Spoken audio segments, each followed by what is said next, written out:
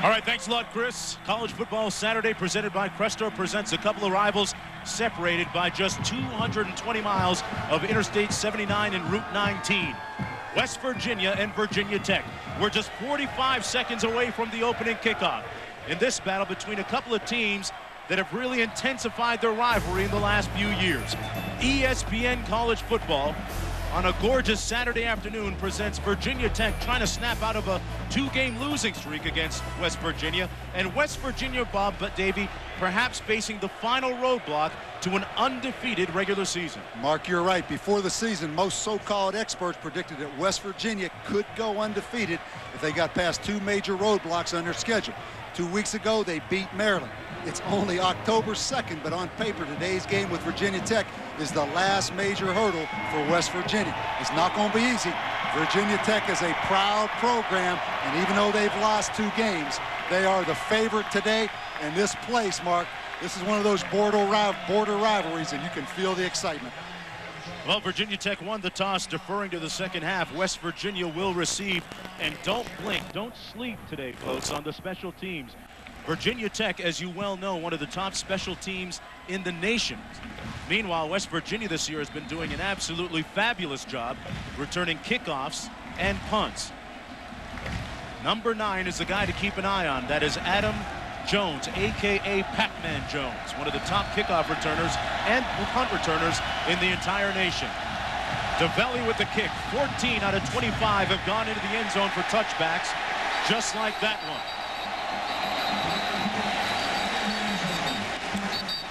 They'll start off on their own 20-yard line. I'm Mark Jones along with Bob Davie. Holly Rowe down on the sidelines. Thanks for coming aboard for the 50th meeting. Bob, last year before the game, Rich Rodriguez, coach of West Virginia, told his players in the locker room, 80 plays, 80 slugs. It's going to be a slugfest today. Well, you're right, Mark, and the truth is West Virginia is playing for more than just the chance to go undefeated.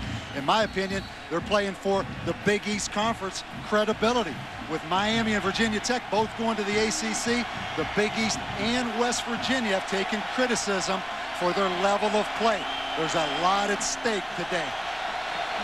First down and 10, quarterback Rasheed Marshall out of the shotgun. That's the decide play they like to run, and Marshall has 4.4 speed and a first down, but there's a flag down back at the 22-yard line.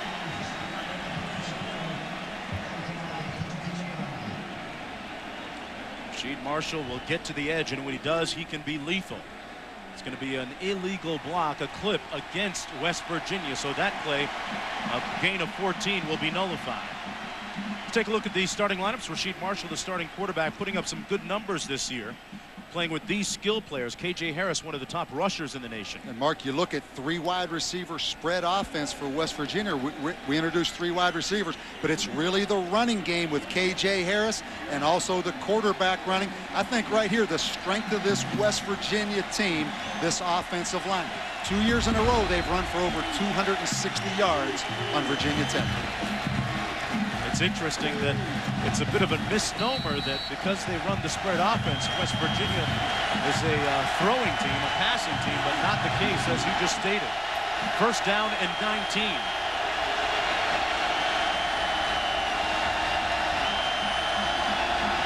Marshall out of the shotgun. Here comes the pressure. Marshall rocked and brought down at the 14-yard line. Gain of about 4 on the play. Let's take a look at that front for the Hokie defense. And their defensive end is going to be key today, Bob. Mark, no question, because in some ways West Virginia runs the option, and these defensive ends are critical. You see that 4 good, talented defensive linemen led by Darryl Tapp, and they play 3 linebackers in the game led by Vince Hall, the true freshman. And Vincent Fuller, one of the leaders in the secondary, had an interception last week in the loss against North Carolina State. Second down and 16 to go, and it is noisy. The Hokie fans pumping up the volume, over 65,000 strong. This is KJ Harris trying to get to the edge, and he's brought down at the line of scrimmage. He's tackled by Darryl Tapp and James Griffin. KJ Harris will be a focal point of the attack for West Virginia today, a 6'2 senior, a little bit older than most of his teammates at 25 years old after playing professional baseball. KJ Harris, Mark, made national headlines when he rushed for 337 yards against East Carolina, a game he didn't even start. 3rd down and 16.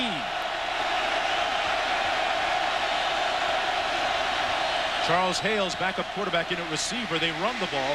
Harris all the way out to the 27-yard line, but about 2 yards short of the 1st down. Vincent Fuller making the tackle on the play for the Hokie defense. It'll be 4th down, and look out for the Hokie special teams. They came oh so close on several occasions last week against North Carolina State to blocking a punt. The punter this week is Phil Brady for West Virginia, averaging 39.4 per punt. Mike Emo is back at his own 34. Emo dancing to elude tacklers, but can't. Brought down to the 33-yard line. 1 yard on the return and a 38-yard punt. Well, the starting quarterback for Virginia Tech is Brian Randall, and frankly, he called last year's loss against West Virginia the lowest point of his football career. Mike Emo, the tailback, has been elevated from 3rd to 1st string this week. Mark, this offense has to regroup after last week against NC State. They gave up 10 sacks. This offensive line was only directly responsible for 1 of those sacks. But the bottom line, they lost some confidence last week in that North Carolina State game. We'll see if they have a hangover here on their opening series against West Virginia. Randall on the receiver screen to Eddie Royal. Got a couple of blocks. And Royal is out to the 42-yard line, about 2 yards short of the 1st down. Let's take a look at that 3-3-5 alignment by the Mountaineer defense. Ben Lynch, one of the guys to watch at the nose guard spot. Mark, you mentioned it's a 3-3-5, 3 down linemen, 3 linebackers led by Scott Jerko, a hometown hero from Morgantown. Then they actually open up with 5 defensive backs. But look for Virginia Tech, as you see him here, in a 2 tight end offense to try to balance up that 3-3-5 defense. 2nd down and 2.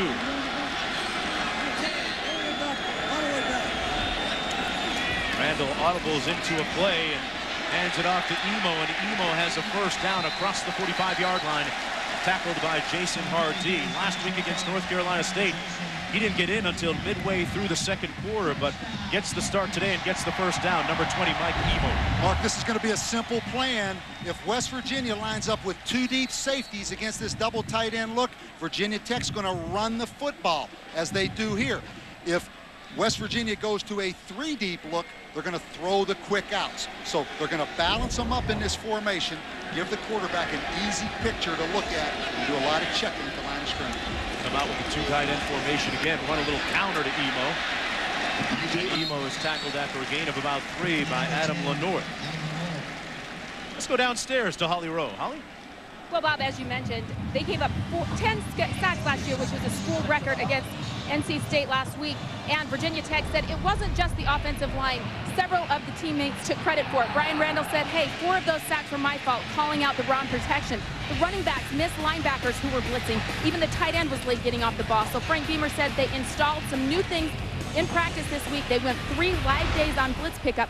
We'll see if they're able to get it to work against West Virginia today. All right, they can't afford to give up that many sacks and be successful today. Here's the option. Randall dragged down in Mountaineer territory at the 48-yard line, about 4 yards short of the 1st down. Scott Jerko, the former walk-on turned scholarship player, now a starter. The 6-foot senior making the stop on the play. Mark, as this game progresses, you're going to see a lot of different things out of these 2 offenses, particularly the option game. Here, Virginia Tech in a 2-back offense, go ahead and choose to run the dive option out of 2 backs. West Virginia will come back out of the spread as well. So both of these quarterbacks, very similar. Both offensive staffs like to use the quarterback as a runner. Both of them really good weapons, respectively. 3rd down and 3.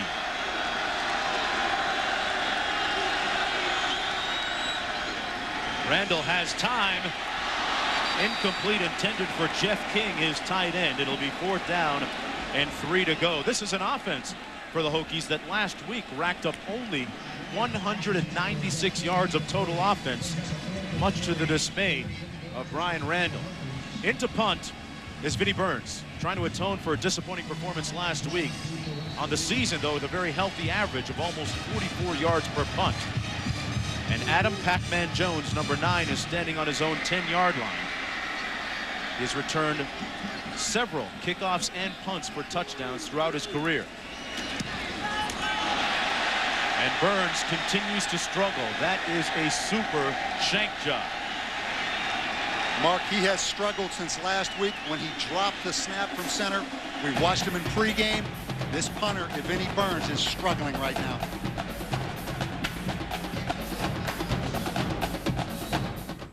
Here you go, Monica. Thank you.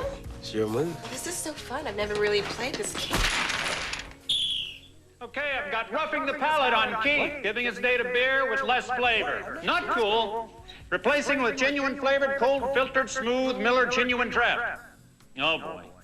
We've also got a noticeable unibrow on Keith. That's a no second date penalty. Still single. Leave here. What? Miller. Good call. Do you live it on the ground? Do you live it on the ground?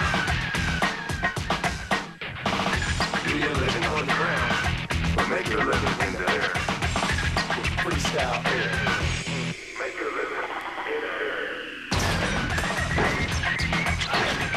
What will you do in the air? NBA Live 2005 with Freestyle Air. Rated E for everyone. EA Sports. It's in the game.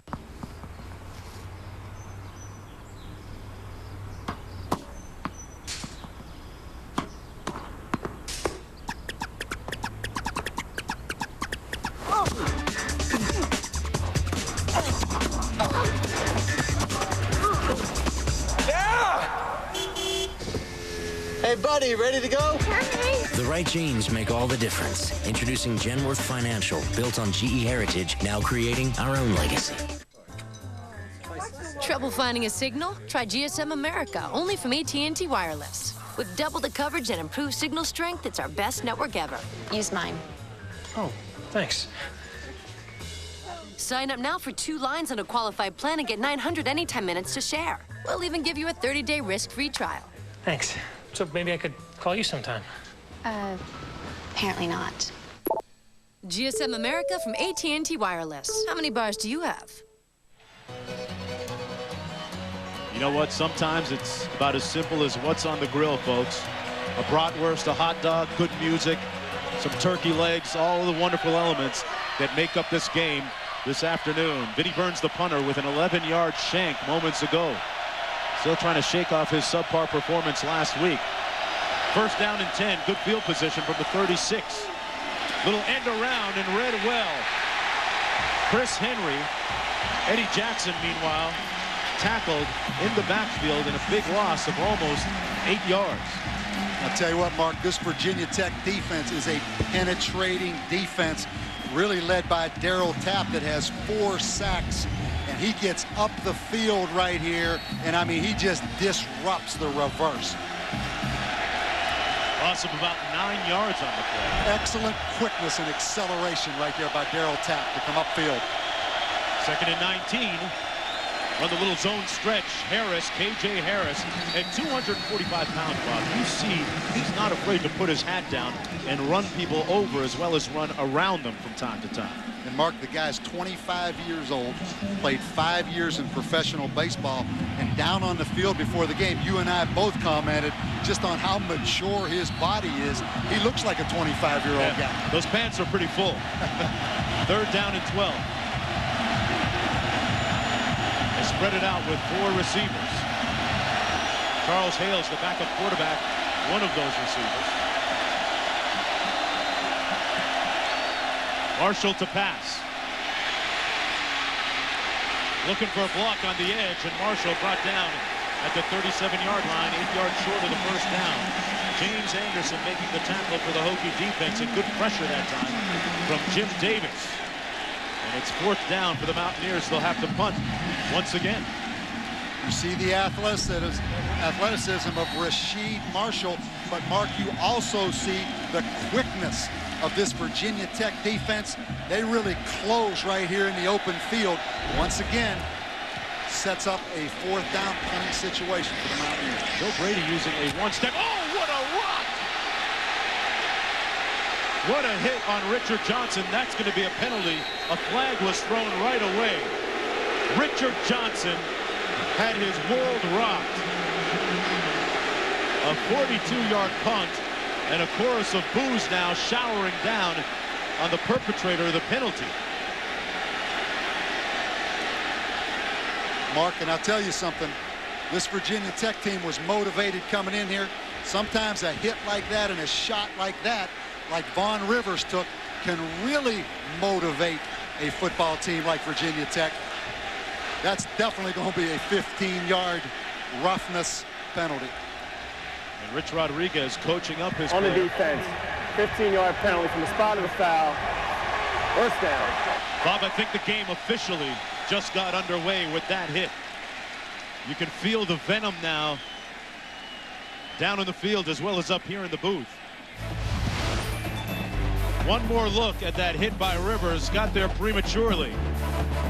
Johnson rocked hard. I know there's no halo rule, but like you said, that was a little bit early, wasn't it?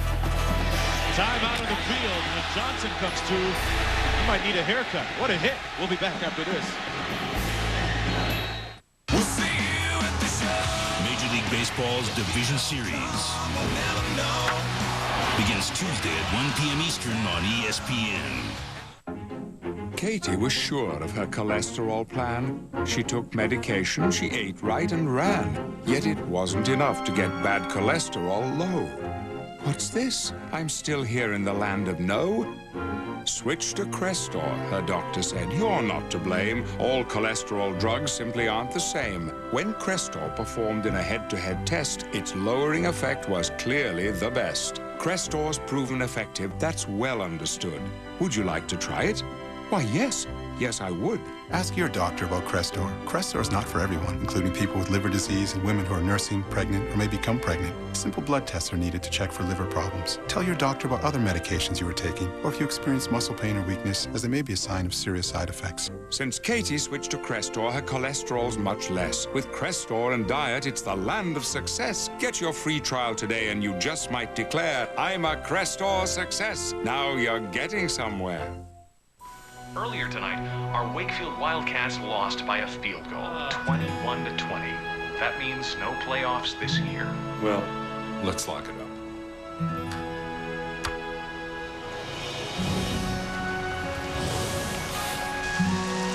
Closed.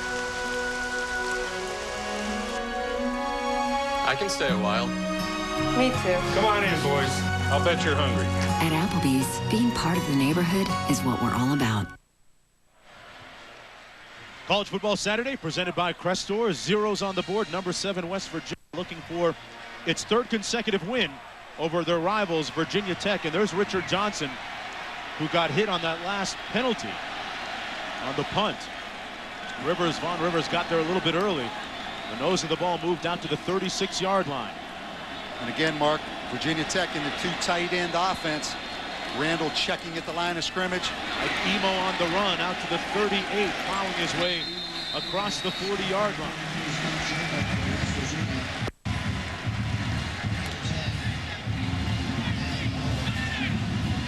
And you would think that that last illegal hit by Vaughn Rivers really got this thing stirred up on the sidelines. Well, Mark, it looks like the wrong team that's upset.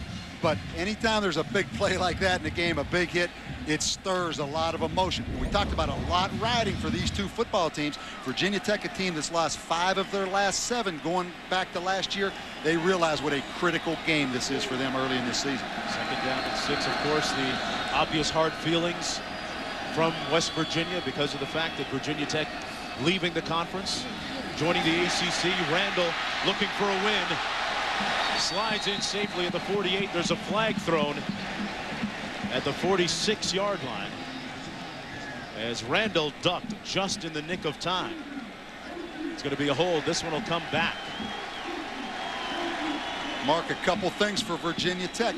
Last series, Brian Randall had a chance on 3rd down to complete a ball to the tight end King. Didn't holding complete it on the offense. And now Number right 19. here, 10-yard penalty. They get a holding penalty. Repeat, second down.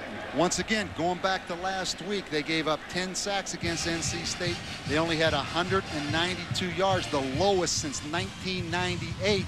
They cannot have some of these silly execution and mental breakdowns if they're going to get back on track offensively.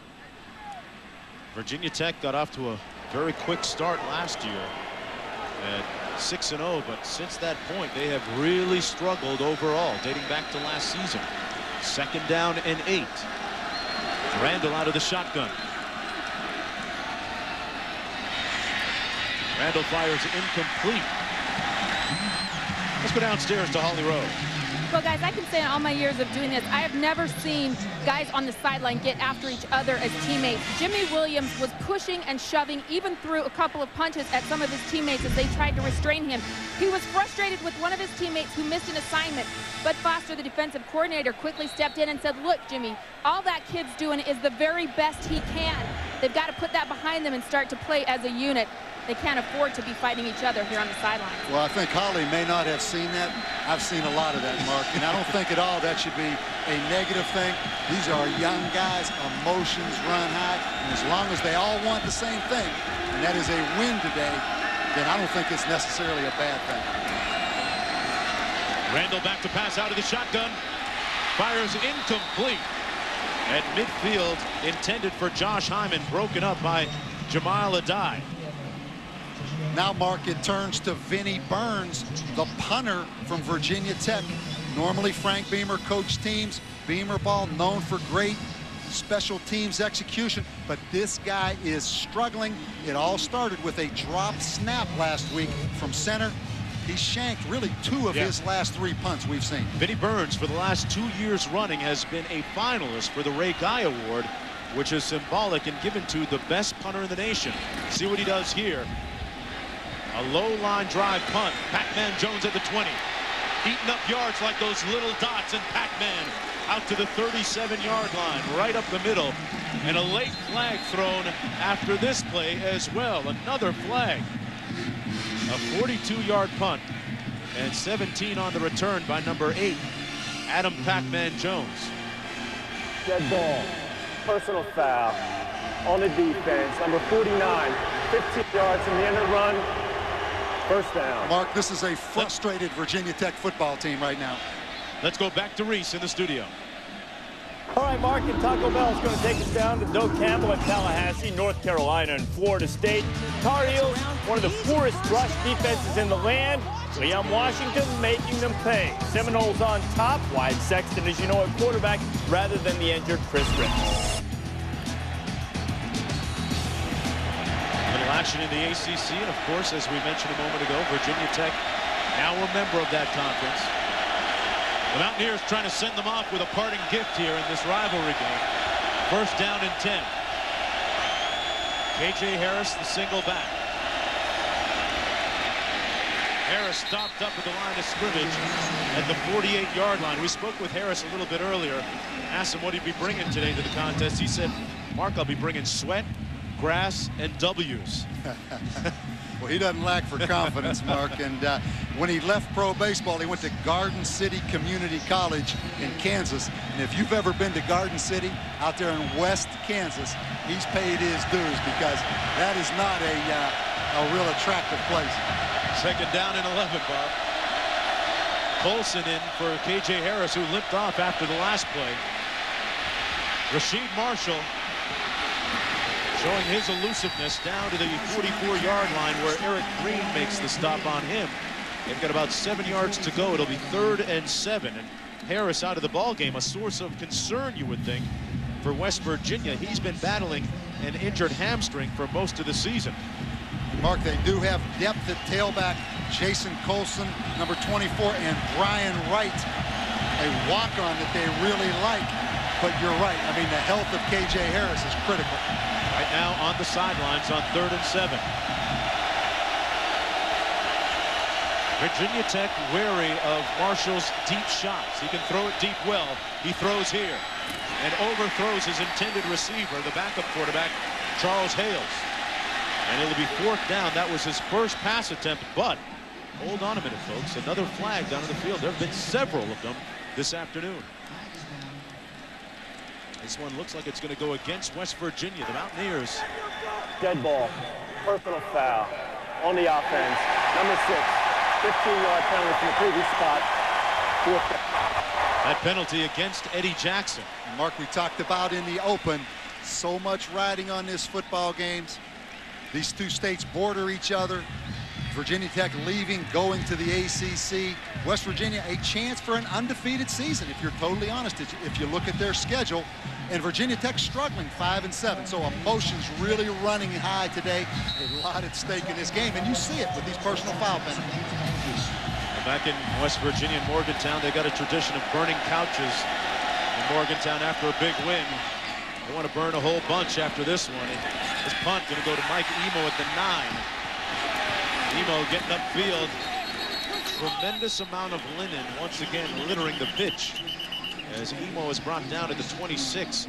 A 50-yard punt and a good one by Jim Brady, a former teammate, interestingly enough, of Mike Emo in Virginia high school football. Brady got off a nice boot of 50 yards. Legal block in the back on Virginia Tech. 10-yard penalty from the spot of the foul. First down. Seen a lot of penalties today. Virginia has won the last 2. Virginia Tech, though, had won 7 in a row before that. It used to be a bit of a homecoming opponent. Now this is a rivalry. It's a new season, but the dream remains. As this year's finalists face off, see who makes it to the next round and who is sent packing. What does it take to make their SportsCenter dream come true? ESPN's Dream Job. Every Tuesday at 12 midnight, 9 Pacific.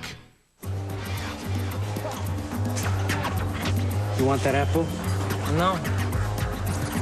No, it's Can I have those? Sure. Thanks. Here you go, man. Thanks, man. You're welcome. 3, 2, 1,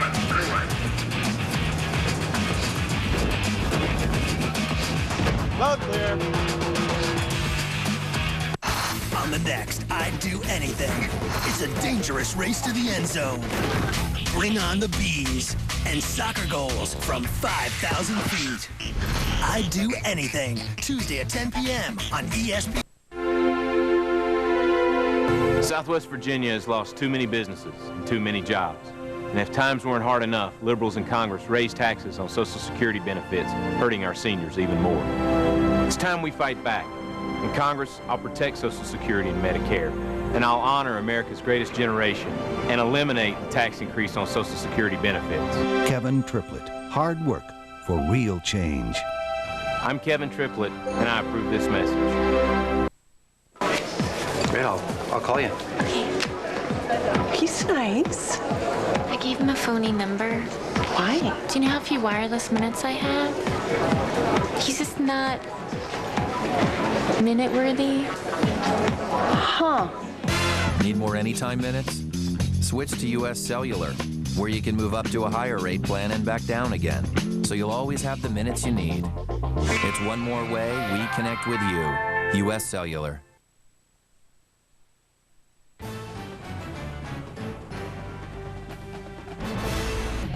ESPN's College Football Saturday is presented by Crestor. Visit Crestor.com and ask your doctor if Crestor is right for you. And in part by Applebee's Neighborhood Grill and Bar. Eating good in the neighborhood. Applebee's. And Singular Wireless. Welcome back, everyone. Lane Stadium, Forsham Field, a packed house of over 65,000 on hand to witness this, the 50th edition of Virginia Tech against West Virginia. Virginia Tech looking at 1st and 10 from their own 12-yard line. King and Mazzetta in another 2 tight end formation for the Hokies. Play action. Randall looking up top, has a man. And it's almost, and they're going to say it's picked off. Pac-Man Jones with his 3rd interception of the season.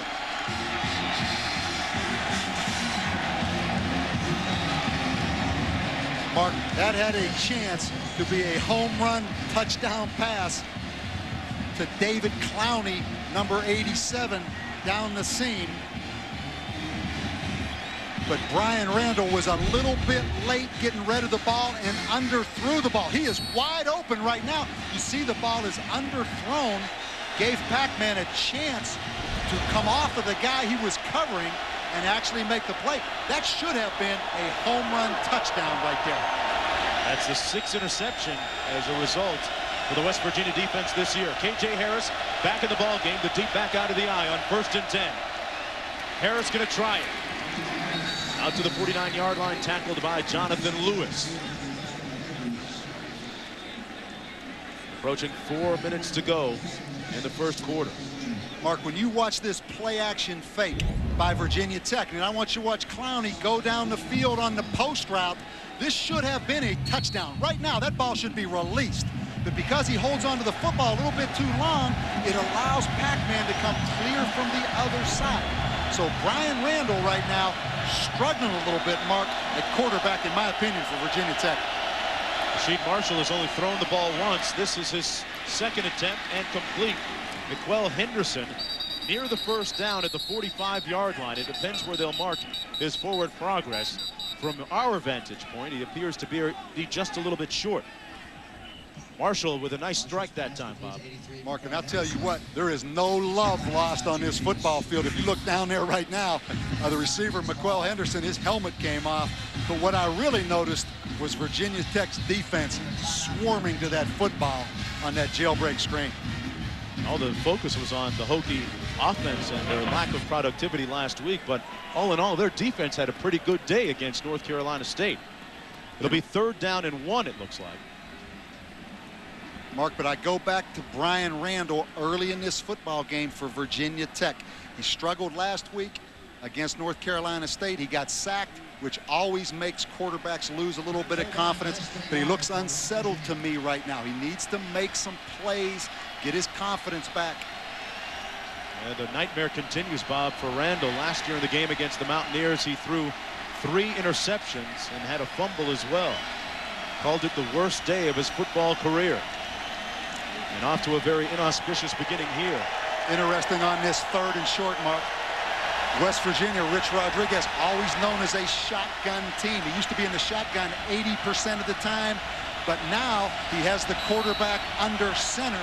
He's doing a lot more of this. It's about 50-50 shotgun or under center. See what they do here, Bob, on 3rd down and 1.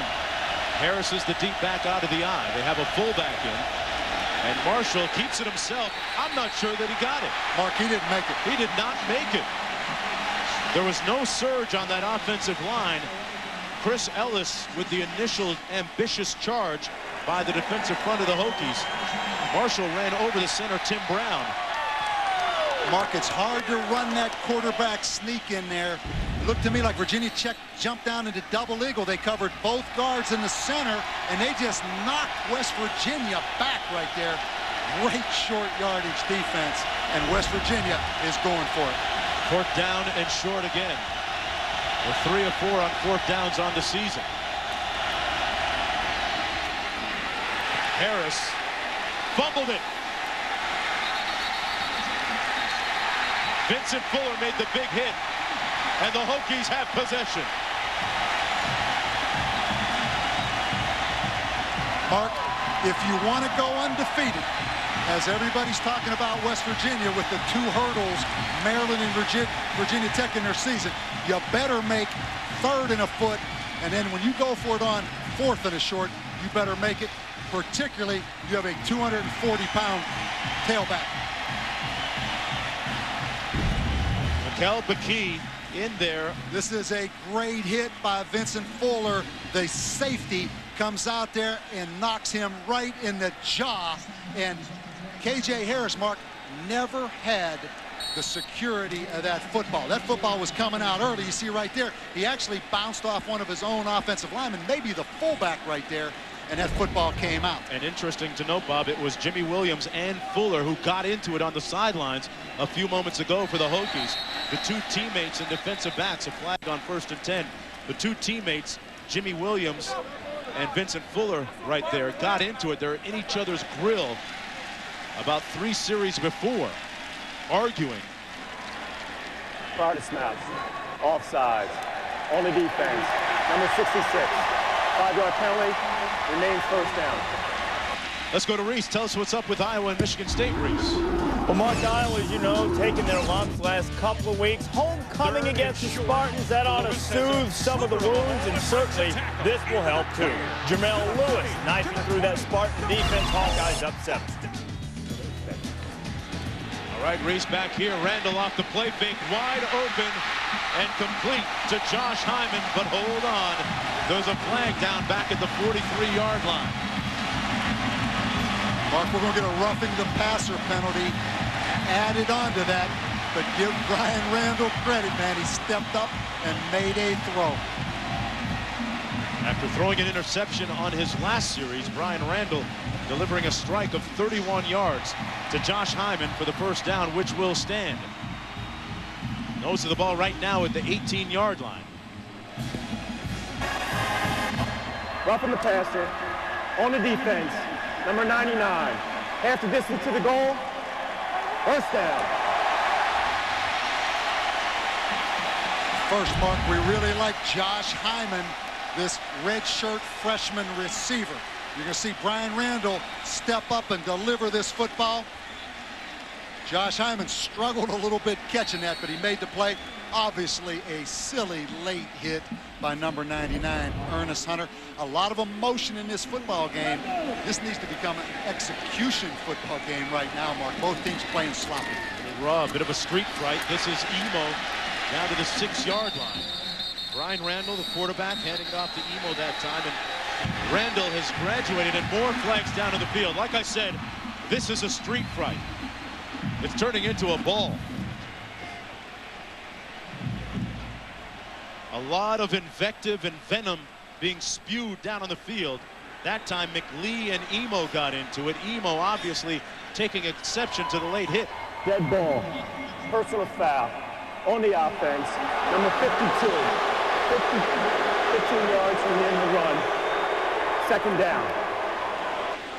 They called that on Jimmy Martin, Mark, and again, this has to become an execution football game. I don't care about the emotions. There's Jimmy Martin right there. That's a different kind of execution. Now, wait a second. I don't know about that one, but right there, the punch by Mike Emo, that's one of those kinds that gets you ejected from the football game. So Virginia Tech right there, really fortunate that Mike Emo, who had a 3-game suspension that he served, just came off suspension last week. Mike Emo could have been ejected from the football game for that one. That definitely appeared to be a punch. Second down and goal. The nose of the ball all the way back at the 20-yard line now. A tremendous amount of malevolence down in the field. Out of the backfield, Emo. Nowhere to go. Making something out of nothing. Finally brought down right at the line of scrimmage at the 20 by Ernest Hunter. Third down and goal. Mark, the difference between street fights and football games, sometimes people like to use that phrase when it comes to football, but this is football and it's a team game, and you can't be selfish as a player. I know it takes a lot of discipline. I know the second guy gets caught, but bottom line, that's selfish right now, right there to take that swat.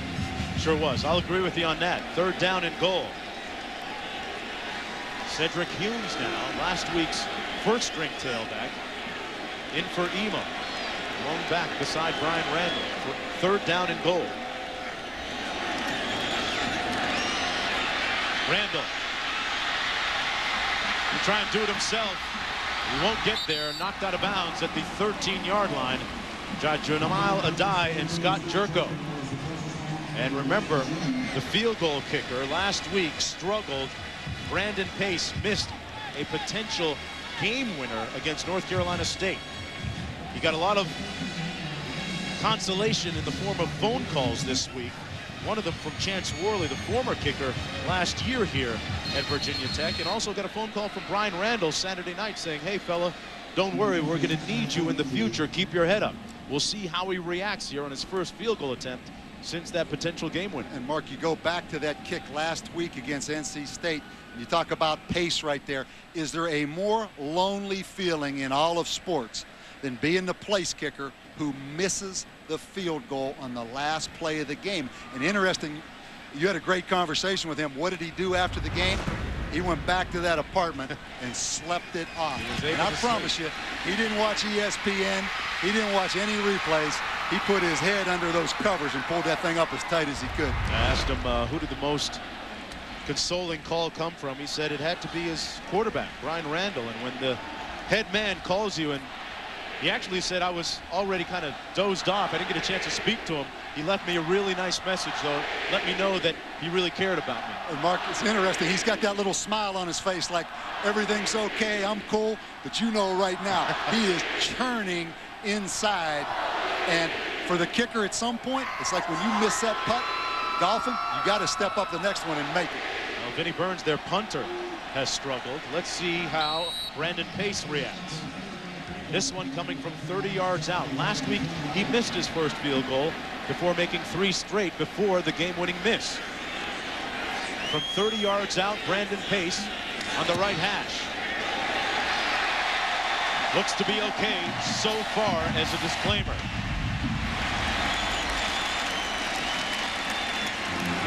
Well, he can watch the ESPN replays tonight, Mark. He's so safe. far, so good. 3-0, the Hokies take the lead. Plenty of great football to come your way on ESPN. Later, primetime on ESPN, number 9 Auburn taking on number 8 Tennessee at 7:45 Eastern time. This game could also be seen in stunning high definition on ESPN HD. What about the quarterbacking story? Tennessee had Schaefer starting the first game of the season. We did that against UNLV. Now they go to Eric Ainge. Mark, that's a great game because not only does it have great X and O matchups with Tennessee's coaches trying to call the plays at the line of scrimmage based on what defense Auburn is, but just the personal matchup and the intrigue, the dynamics of the 2 freshman quarterbacks. Eric Ainge, for the first time, Philip Fulmer's named the starter. So you know there's one disappointed quarterback, one quarterback and one family maybe second guessing a little bit. What you don't want is your whole half of your football team disappointed and second guessing a little bit. And sometimes those rotating quarterback things turn into that. So a lot of dynamics to play out tonight in Knoxville. Philip Fulmer with a big decision on his hands, and 22 seconds to go in a very contentious first quarter. He's going to be Pac-Man Jones 2 yards deep. He already has an interception in this game. Pac-Man, fearless, undaunted, down to the 25-yard line.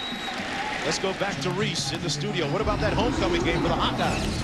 Homecoming, well, they're celebrating. Everybody's going to hop on a float here, and Drew Tate's going to float one out to Ed Hinkle. Tate, who threw for 270 yards against Michigan last week. That was an easier catch than Ed had in the end zone against the Wolverines. 14-0 Hawkeyes over the Spartans. All right, thanks a lot, Reese. And Hokie defense on the sideline, offense on the sidelines right now. 1st and 10 for the Mountaineers. Unable to move the ball so far in the ball game. Rasheed Marshall, 1 of 2 passing for 5 yards.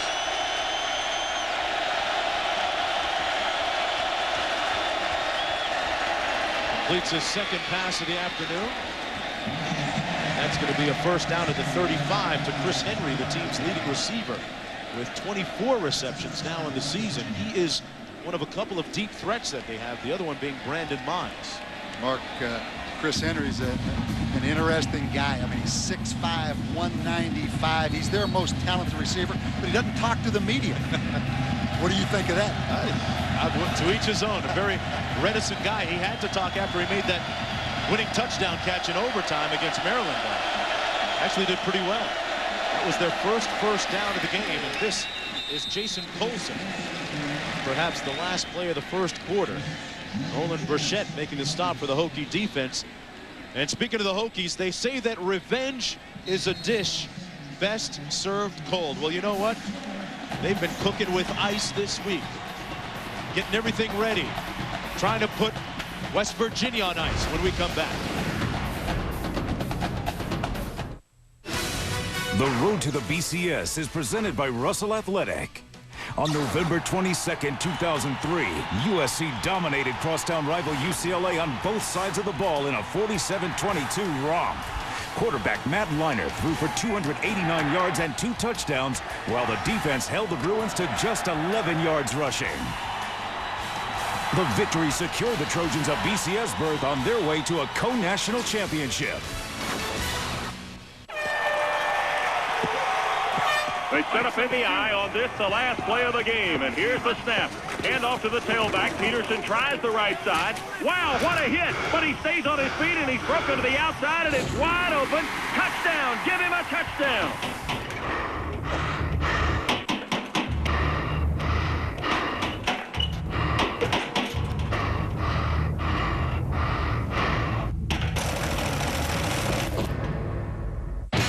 The WNBA playoffs, now playing on ESPN2.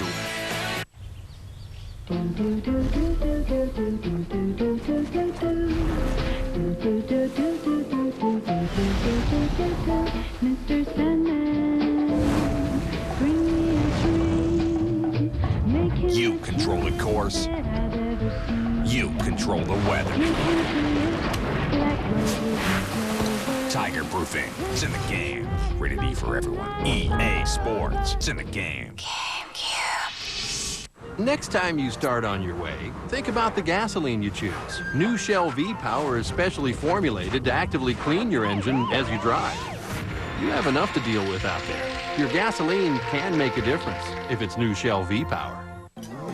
Meat sauce, Alfredo. Whoa, 4 cheese marinara. I'll try the whoa. Olive Garden's never-ending pasta bowl. Pick one combination of sauce and pasta, then another. Try all you want for just $7.95. Only at Olive Garden. Yeah, I'm calling about my car insurance claim. And since you're like the 100th person I talked to, My claim number is 54737-85Q. Name Mark Powell with 2 L's. Yes, it was a fender bender. No, it wasn't. Hey, think easier. Think Progressive. We give you one person who's responsible for your claim from start to finish, so it's easier to get back on the road. Go to Progressive.com.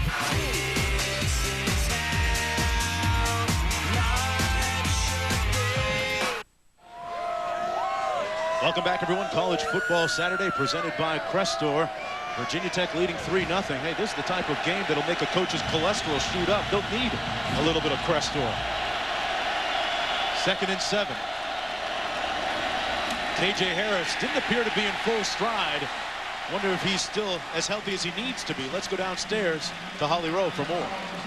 Well, Mark, you're absolutely right. KJ Harris hyperextended his knee. He also slightly sprained that ankle. Now, we've seen him trying to walk it off and run it off, but he is still noticeably limping. We'll see how long he can go. For Virginia Tech, one other injury update. Eddie Royal, their starting kick, punt returner, and flanker, out with a slight concussion. We'll see if he can return. All right, Holly and Marshall taking a deep shot right there. A flag on the play. Lots of contact between Eric Green and the intended receiver, Chris Henry. And Mark, this is going to be interesting. It looked to me almost that it was offensive pass interference. I hate to jump out there and say that too early, but it looked like kind of ran into each other. Chris Henry was running down, and he appeared to be out of bounds at one point. Green, the cornerback on the play. Talked about the speed of Chris Henry. Mark, that's a good matchup. Eric Green and Chris Henry. Eric Green is Virginia Tech's most talented defensive back. Up there, bails out playing man-to-man. I don't know. Now that I look at that, I could see where they could call Eric Green for that. Kind of fell he into actually, the receiver. Exactly. He Flag is stumbled. being waved off. The receiver is out of bounds when he was pushed. As I mentioned, yeah, Henry was out of bounds on the play. Mark, I think that's a good call right there. I mean, I do think that is a no call. Yeah, you'd hate to see either side get penalized on that. We'll move on to the next down. It'll be 4th and 10, and in comes the punting unit for West Virginia. If you're the Mountaineers, Bob, how concerned are you that you really haven't done much running or passing the ball yet? I think you're concerned, Mark, because as we said, West Virginia won the last 2 football games. They rushed the ball for 263 yards in 02, 264 yards in 04. Right now they have 26 yards rushing. And I think Virginia Tech's dominating the game up front defensively. 4th punt of the day for Phil Brady. A one-step shot, and he gets off a good one. Johnson back at the 20-yard line. And Johnson, who took that hit earlier on the flag, returned it 7 yards on that 45-yard punt by Brady. Well, Richard Johnson certainly seems to be okay. And let's take a look at our ESPN game track. Presented by Nivea for Men. Turnover is part of the story early in the ballgame, as well as some penalties. Pac-Man Jones for the Mountaineers with an interception, and then a fumble that time by K.J. Harris on 4th and short. And Mike Emo with a nice right cross to the jaw. A little bit of jaw jacking going on today, folks. Of course, these two teams, these two schools, fans separated by just 200 miles of Interstate 79. First down and 10 coming back the other way for the Hokies. Tight end Jeff King in motion. They run the counter. Emo brought down at the 30-yard line. Let's go back to Reese in the studio. All right, Mark, a team that perhaps we should keep an eye on in the ACC is Wake Forest. 3-1 against North Carolina State. Marcus Stone fires the perfect pick six. The Wake Marcus Magruder. NC State survived where you guys are last week. Demon Deacs up by a touch in the second quarter. They certainly did, and it's been a quarterback carousel for the Wolfpack. Last week we saw both guys see significant time. Jay Davis started the game, was yanked midway through the second quarter, did not see any more action. Meanwhile, a personal foul face mask called on that last play against West Virginia. Incredible amount of penalties. It is, Mark, and that's 6 penalties for 69 yards on West Virginia. And again, combine that with their inability to make the 3rd and 6 inches and the 4th and 6 inches. Right now, Virginia Tech, I think, is executing a little bit better, a little more composed than West Virginia. Ryan Randall in at quarterback. The senior has already graduated. Little play fake. Randall taking a deep shot, has a man, and overthrew Clowney. That had 6 written all over it. Mark, Ryan Randall has to make that throw. As a senior quarterback, a lot riding on him on this football team. Watch Clowney right here. He's going to go down, a little sugar and go, and he is wide open. They beat Anthony Mims right there, the field corner. That should have been the 2nd long touchdown pass of the game today for Virginia Tech. So excellent design, excellent play call. One more look at the overthrow. Clowney got in behind Mims, as you mentioned. Instead, it's 2nd down and 10. Justin Hamilton now in the tailback in this 3-receiver formation. Jeff King, the tight end. Out of the backfield, Hamilton chopped down. Nice tackle on the corner by Pac-Man. And Pac-Man a little bit shaken up after that hit on Hamilton. Mark, I like Pac-Man. I mean, he's a playmaker. You see when he's back there on those kicks, he's going to bring that ball out of the end zone. And that play right there, I mean, that was a reckless, and I mean that in a positive way, of throwing his body in there and making that play on Justin Hamilton. A talented player out of Atlanta, Georgia. Spoke with him yesterday, and our Harley Rose spent some time with him too. He says, Mark, you know, anybody out of the 404 can play some football. He's right. Look at that. Mark, and that's a way guys get hurt sometimes, throwing their body like that out of football position. And he took the brunt of that impact on his helmet right there.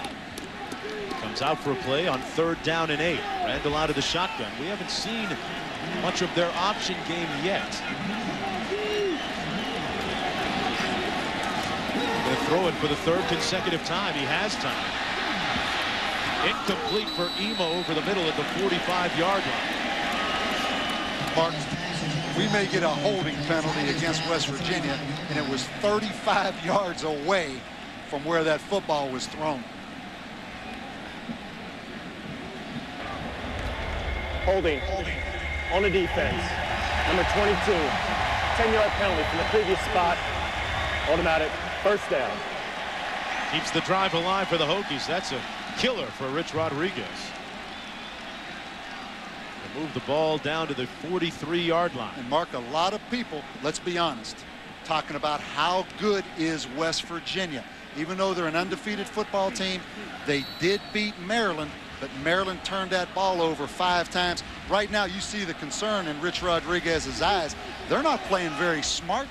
And at times, offensively, Virginia Tech has knocked them back at the line of scrimmage, Virginia Tech's defense. So I think it's a legitimate question right now. And they need to validate themselves with a win here. Here's the option. Emo on the end around. And Emo proving to be extremely elusive and ambitious down to the 40-yard line.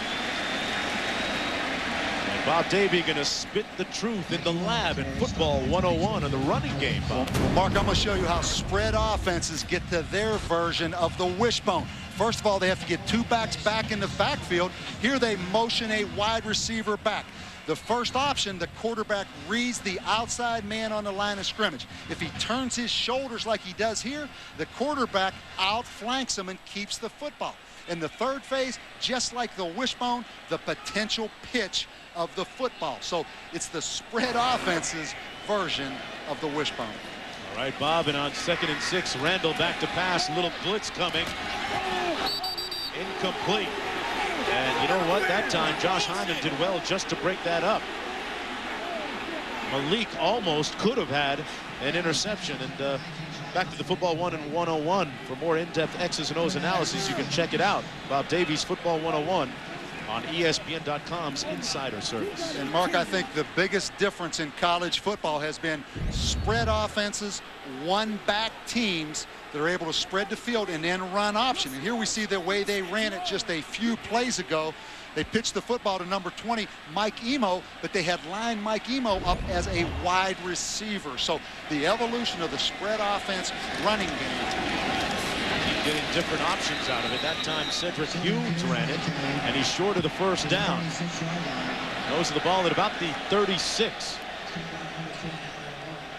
Mark, the crowd a little impatient. You think? Didn't like that call right there on 3rd down. But I go back to the struggles of the quarterback, Brian Randall, and talk about struggles. This guy right here, it's all right here right now because he has been struggling punting the football. Vinnie Burns, the 2-time Ray Guy Award finalist for one of the top kickers in college football, came into the game averaging almost 44 a punt, but has struggled on his last 3. Let's see if he can drop this inside the 20. Well, he did. Unfortunately, they couldn't down it. A 36-yard punt, but it'll come back out to the 20-yard line, so they don't get the net that they wanted. For Vinnie Burns out of New Orleans, those guys out of the Big Easy, usually easy going, but not quite the case for, well, not my cousin, but we'll be back with more. If you talk on the phone as much as I... Hold on. Hello? Yeah. Can I call you back? Okay. The Singular has a plan. Mom? Hi. No way. Yeah. As I was saying.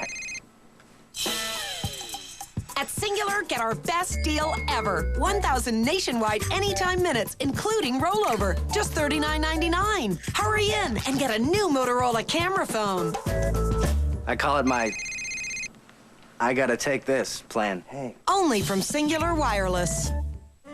You can turn your master bath into a masterpiece. The Home Depot can show you how, with elegant designs for your bath you won't find anywhere else. We'll help you freshen up with a style that's distinctively yours. All the best brands are here, and no one beats our prices. Right now, get a $50 gift card with any Kohler purchase of $350 or more. Create a personal private retreat. You can. Only at the Home Depot. You can do it, we can help.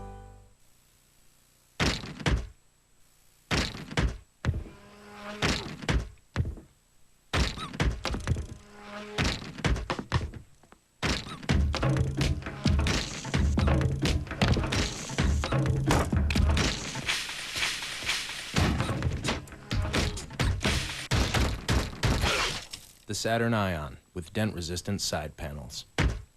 Saturn. People first. Hampton has this great complimentary hot breakfast with a rotating menu. Lots of delicious stuff like sausage, muffins, Danish, biscuits, egg patties, French toast sticks, and more. Huh. Caution. Hot. They even have a complimentary on-the-go breakfast bag. It is complimentary, right? Yes. I can just take it? Yes.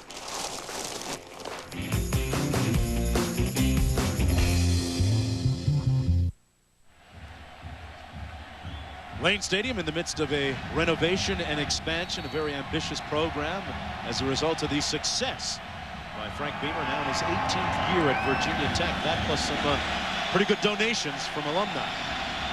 Teams combining for 126 total yards of offense versus 129 yards in total penalties. That tells the story so far. This is Colson with a nice burst off the right side near the first down to the 30-yard line. Let's go to Reese in the studio.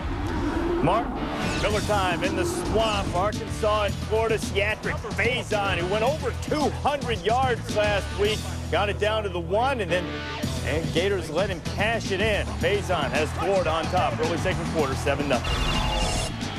Mark, talk about Florida. It is pouring rain right now. It just started a couple minutes ago during the last commercial break. Marshall to Colson again, and Colson gets about 3.5. Davis making the stop. Bob, with the rain coming, how does that affect the respective game plans, or does it? Mark, I don't think it does. I mean, West Virginia is really a ground-oriented team. I mean, obviously, if the turf gets muddy, that changes things. But a point here about West Virginia, I think they're struggling a little bit running the football, but they struggled last week to a degree against James Madison, who incidentally plays the exact same 8-man front that Virginia Tech plays. So they have their second consecutive week to look at the 8-man front, but obviously better personnel on the field today with Virginia Tech's defense. A different level of opponent. This is Colson again out to the 38. It's going to be a 3rd down and 2 coming up. McKee making the stop on the play. Mikal McKee, a multi-talented linebacker, a 3-year starter, and a solid player. And look at the ponchos come out, and hey, sometimes you just got to take it off and let it hang. Hey, Mark, this is a rivalry game. This is a border war. I'll be disappointed if anybody leaves this stadium. 3rd down and 2. Colson, the deep back out of the eye. And go back, West Virginia could not make 3rd and a foot or 4th and a foot. This is another opportunity on 3rd and short. Marshall checking at the line of scrimmage, and this crowd senses he's checking and tries to become a factor. Marshall using up all of the play clock. It's a good thing as long as he gets them into the right play. Hands it off, nothing doing. It'll be 4th down. Apparently not the right play. And the Hokie defense plants its feet firmly in the sand once again in the grass and takes a stand. Mark, and Virginia Tech's defensive line right now, in my opinion, is dominating this football game. And you watch up front, they're going to get a lot of penetration. And West Virginia, a team that's had success running the football against Virginia Tech the past 2 years, can't gain a yard right now. Brady's punt comes down to Richard Johnson at the 20. He runs it out to the 28-yard line, a 40-yard punt, 8 on the return. And Brian Randall going to take the reins of the offense under sloppy conditions when we come back. Stuart Scott and the gang recap the NFL weekend and get you ready for Monday Night Football on Monday Night Countdown, presented by UPS, 7:30 Eastern on ESPN.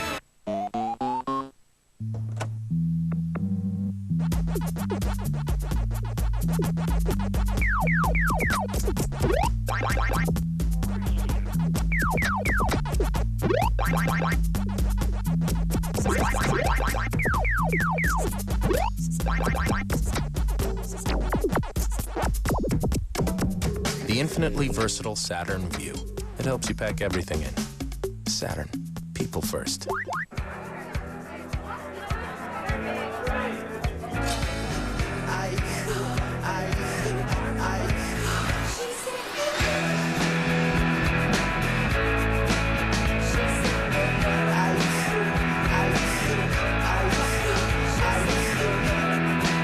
Bacardi Silver Premium Malt Beverages, 5% alcohol by volume.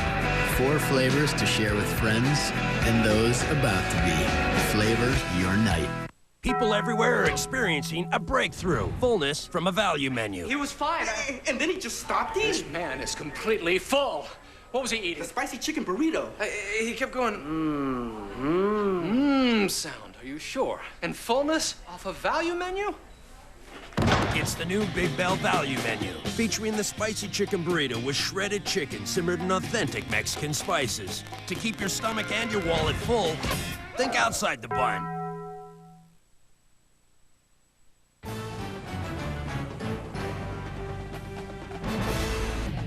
ESPN's College Football Saturday, brought to you by Saturn.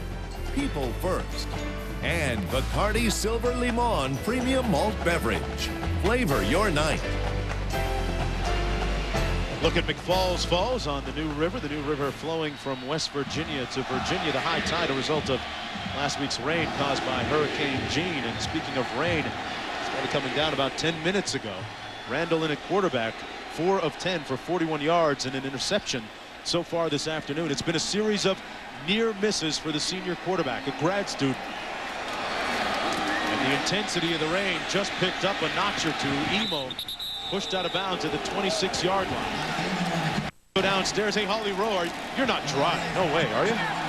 No, guys, it came up pretty fast, but the Virginia Tech wide receivers have been scrambling here on the sideline before this series to get this stuff, tough skin, on their hands. This is a sticky substance. It makes their hands a little bit tackified so they can put tape on and it will stick. But they're using it as a little stickum so they can make the ball stick. Guys? I'll tell you what, that better be good stuff, Mark, because the way it's raining right now, that tough skin has no chance. I mean, it is coming down right now. I'll take the rain and lay the points. Second down and 13. 8.5 minutes to go in the first half. Randall on a quick 3-step drop, going to throw it. Incomplete. Richard Johnson had it and had it knocked loose by Anthony Mims. It'll be third down and about 3 to go for Virginia Tech. Their offense last week produced just 196 yards in that loss against North Carolina State. And Mark, this is kind of an interesting game as well because Frank Beamer, a graduate of Virginia Tech, Rich Rodriguez, a graduate of West Virginia. You have 2 coaches here coaching their alma maters. Yeah, just 2 of 17 in all in the country that have that honor. Third down and 13. They're 0 for 4 on third down so far this afternoon. Not a bad quarterback draw situation right here. That's exactly what Randall's going to do, Bob. Well, he made a nice cut and got the first down out beyond the 40 to the 42. Malik finally pushed him out of bounds, but Brian Randall a couple of weeks ago made a nifty run for a touchdown, 30 yards in all against Duke, and he shows you he can hurt you in the open field. And I think sometimes when a quarterback, particularly a guy like Brian Randall, that wants to win so badly, he's a great kid. He's struggling throwing the football a little bit. Let him do it with his legs, Mark. And right there, he slips and slides.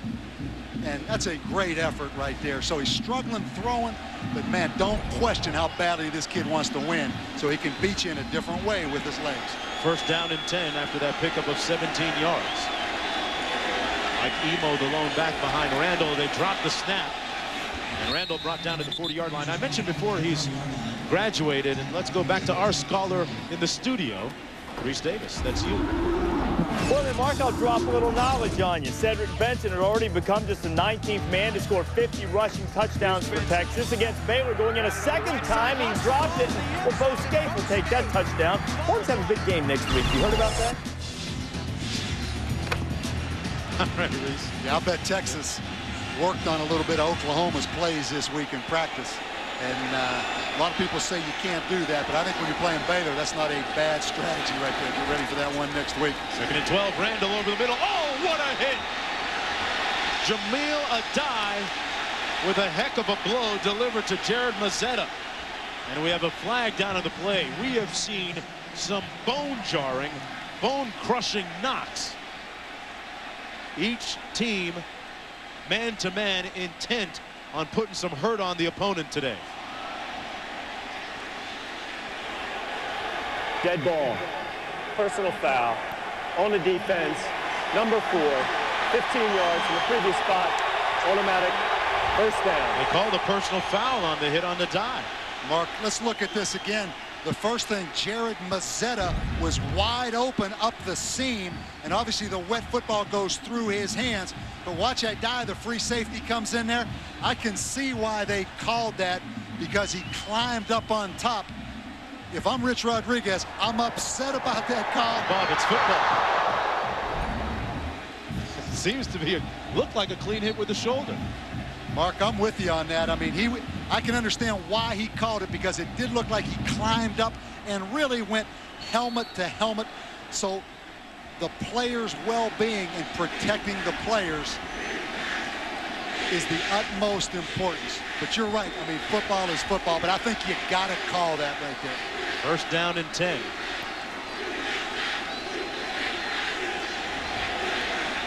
Randall under the snap, hands it off this time to Emo. Nothing doing. Emo making something out of nothing, tiptoeing out of bounds at the 40-yard line. Let's go back one more time and take a look at that penalty on Addae. It didn't appear as if it was a spearing call or helmet to helmet. Mark, the only thing I would say, and I know if I'm Addae right now and I'm that free safety, I'm not sure you can do this intentionally, but right here it looks like he goes high. Right there he goes airborne, leaves his feet to go helmet to helmet. I think that's why the back judge called it. If he would have run through in more of a football position, hit him in the chest, I'm with you all the way. I'm high-fiving him from the press box, but don't you agree that he elevated right there to go helmet to helmet? Respectfully disagree. Love you, partner. 2nd and 4. Mike Emo going to do it on the ground this time. Emo and another flag thrown at the 29. Mike Emo brought down at the 26-yard line. And a look of disconsolation on his face. It appears as if the penalty is against Virginia Tech.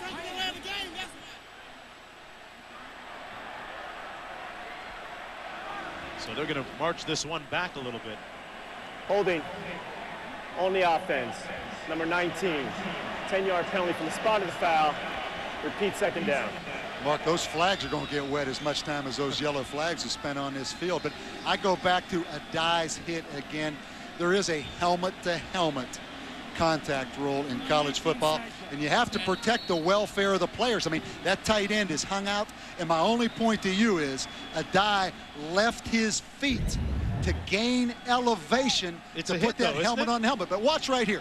Does he not leave his feet to get that high up on his body? But isn't it called hitting and tackling? I thought that's what football is about. He didn't hit him with the head. I agree 100%, Mark, but I don't think that he used normal football body position to make the tackle. He elevated and extended and looked intentional going helmet to helmet. Incomplete. Intended for Johnson, Anthony Mims. We've seen. But I go back to this morning. I've got to talk to me, partner. Since I've been an analyst for ESPN, I'm undefeated. I've not lost a game.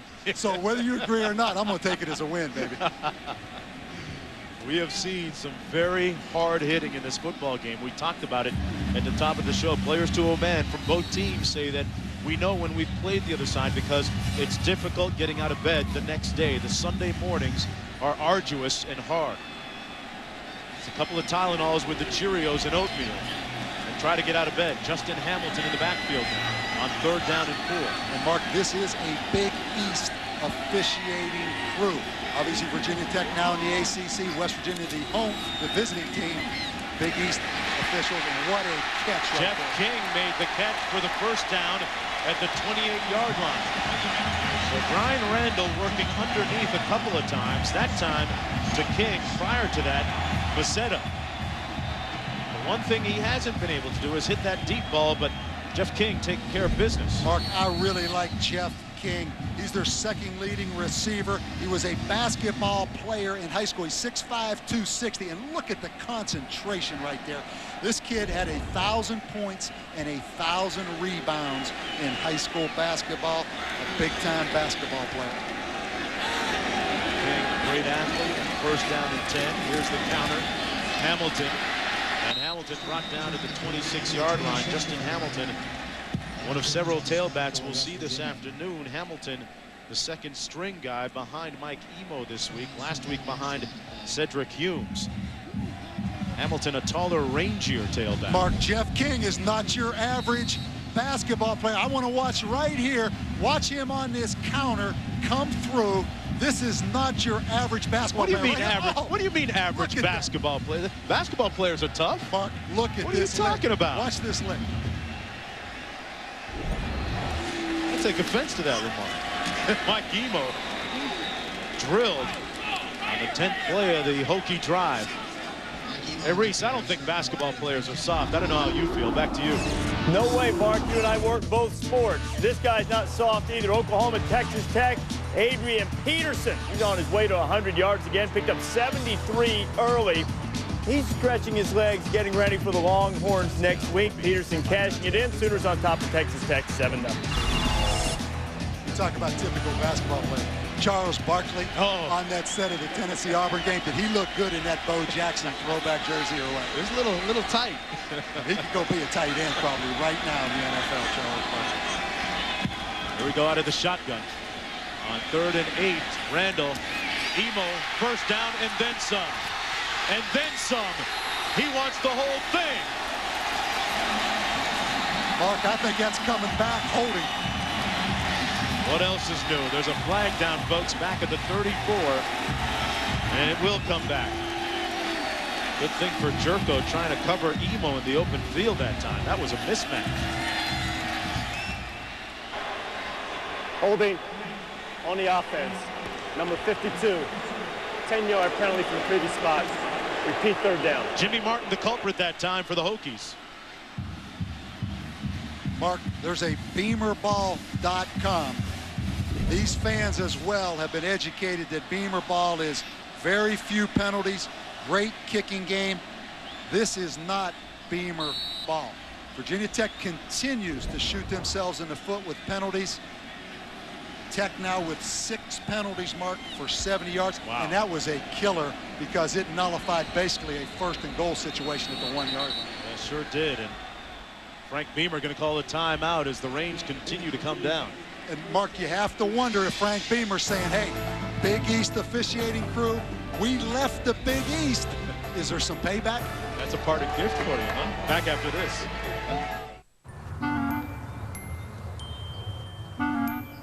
It's beautiful.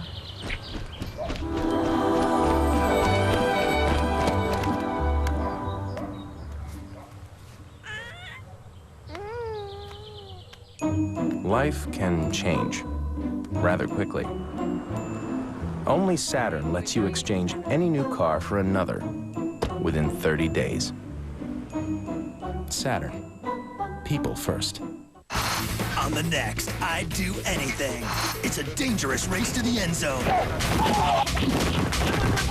That is a sick joke. Bring on the bees. Oh my God. Bugger just got me to napping. And soccer goals from 5,000 feet. That was the scariest feeling I ever had. I was scared like a schoolgirl. I'd Do Anything, Tuesday at 10 p.m. on ESPN. Risking it all for someone you love.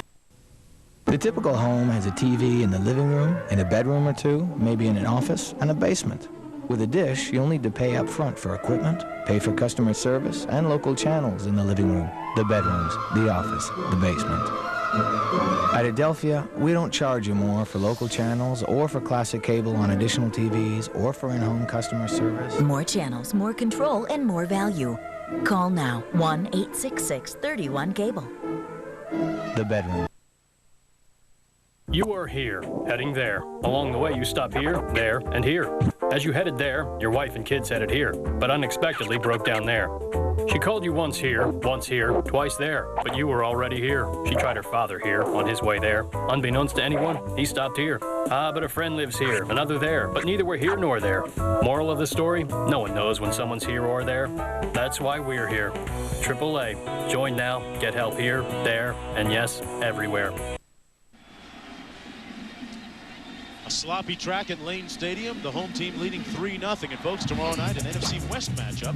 On Sunday Night Football, St. Louis takes on San Francisco. The Rams offense led by quarterback Mark Bulger, the West Virginia all-time leading passer.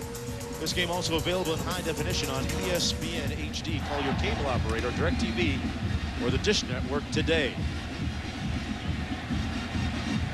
Nose of the ball back at the 36. It's 3rd down and long. 18 to go for Brian Randall. Randall has found his rhythm throwing underneath on the last several passes. See what he does here. Plenty of time.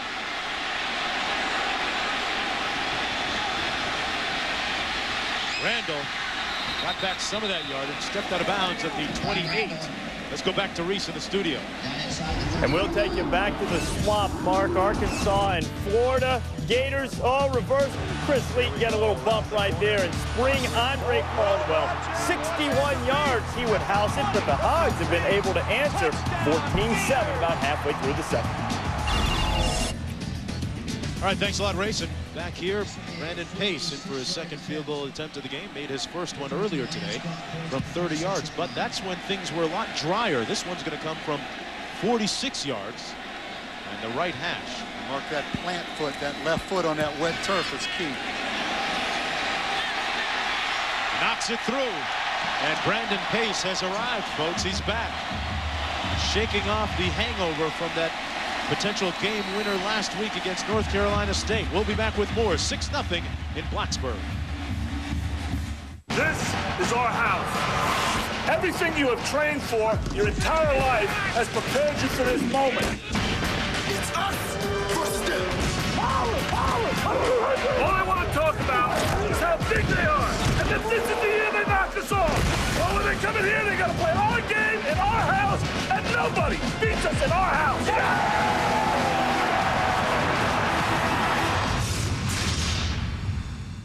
We must protect this house. There's a place for us, a time and place for us. Hold my hand, and we're halfway there. For those in the academic, medical, and cultural fields whose work serves the greater good, we serve you. TIAA CREF, Financial Services for the greater good. Okay, one more time. Where do we stand? Less travel, more video conferences. Limit the cell phone minutes. That's not good enough. We're not leaving this room unless we can cut something else. Can they really keep us here? What about all this stuff? What stuff? All this stuff. What does it cost to create all this? Time, effort, people. How much? It could be millions. Millions.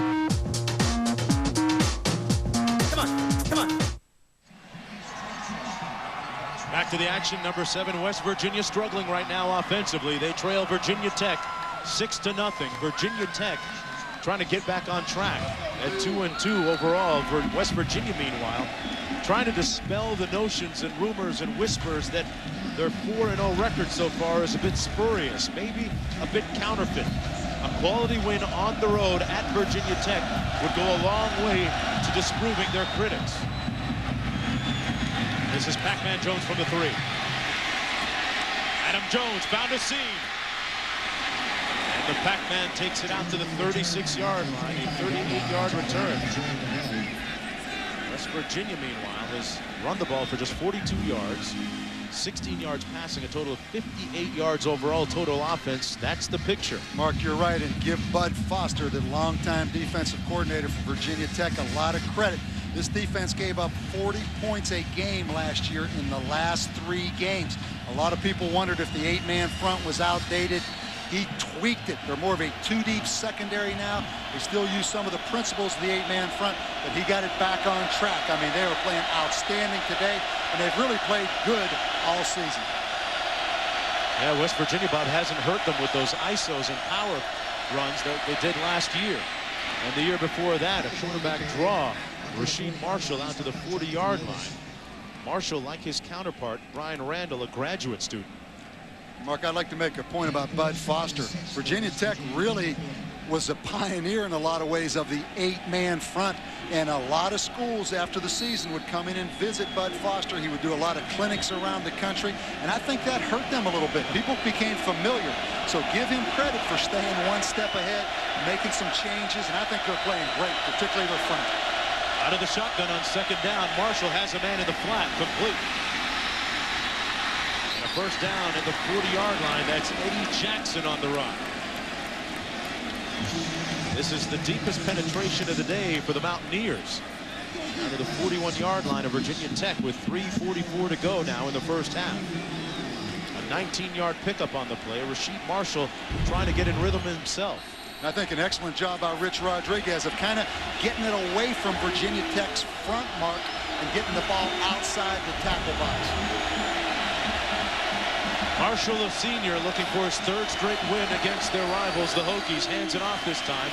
Colson brought down after a gain of about 2 yards. And speaking of Marshall, from Pittsburgh, Pennsylvania, decided to go to West Virginia, and he had to face the inevitable comparisons to another great quarterback that played at West Virginia, Major Harris. Bob, you know him, of course, both from Pittsburgh, the same high school, Brashear, played the same position, quarterback, and both were overlooked by Pitt, decided to go to West Virginia, went on to have great careers there. Exactly, Mark. And he kind of gets tired of hearing about the Major Harris thing. Not that he doesn't respect Major Harris, but that was 15 years ago, and they're still talking about Major Harris at West Virginia. 2nd and 8. They have a loyal following in Morgantown. Tiptoeing down the sidelines is Chris Henry, near the first down marker at the 31-yard line. Henry, the team's leading receiver, but one of their tasks trying to spread out the offense a little bit amongst the receivers. And that, Mark, I agree. I really like Rasheed Marshall. In a lot of ways, he's like a wishbone quarterback in that he makes a lot of checks at the line of scrimmage. He really controls this running game. And really, they've done a good job of not making him be a pocket passer. You know, sometimes coaches, when a guy scrambles around, they want to change his style. I think Rich Rodriguez has let him flourish with his own style. And Rodriguez and him have a special relationship, a tough love type of relationship. 3rd down and short, 1 to go. 9 men in the box. They hand it off anyway, nothing doing. Doesn't look like they got the first down, just short of the 31. Several times today, Bob. That's the 3rd time we've seen West Virginia fail on short yardage situations. It'll set up a 4th down and short now. And Mark, Virginia Tech continues to pack that front down inside on short yardage, which you should. I think West Virginia, you look inside, they got everybody packed inside. I think West Virginia will come out with an option right here, get the ball on the perimeter. But Rich Rodriguez is going to take some time and think this one over. Talked about it at the top of the show. Those defensive ends especially had to have a good day for the Virginia Tech Hokies defensively, and Bud Foster weaving a masterpiece on the sidelines, pitching a shutout so far. Timeout from Blacksburg. More after this.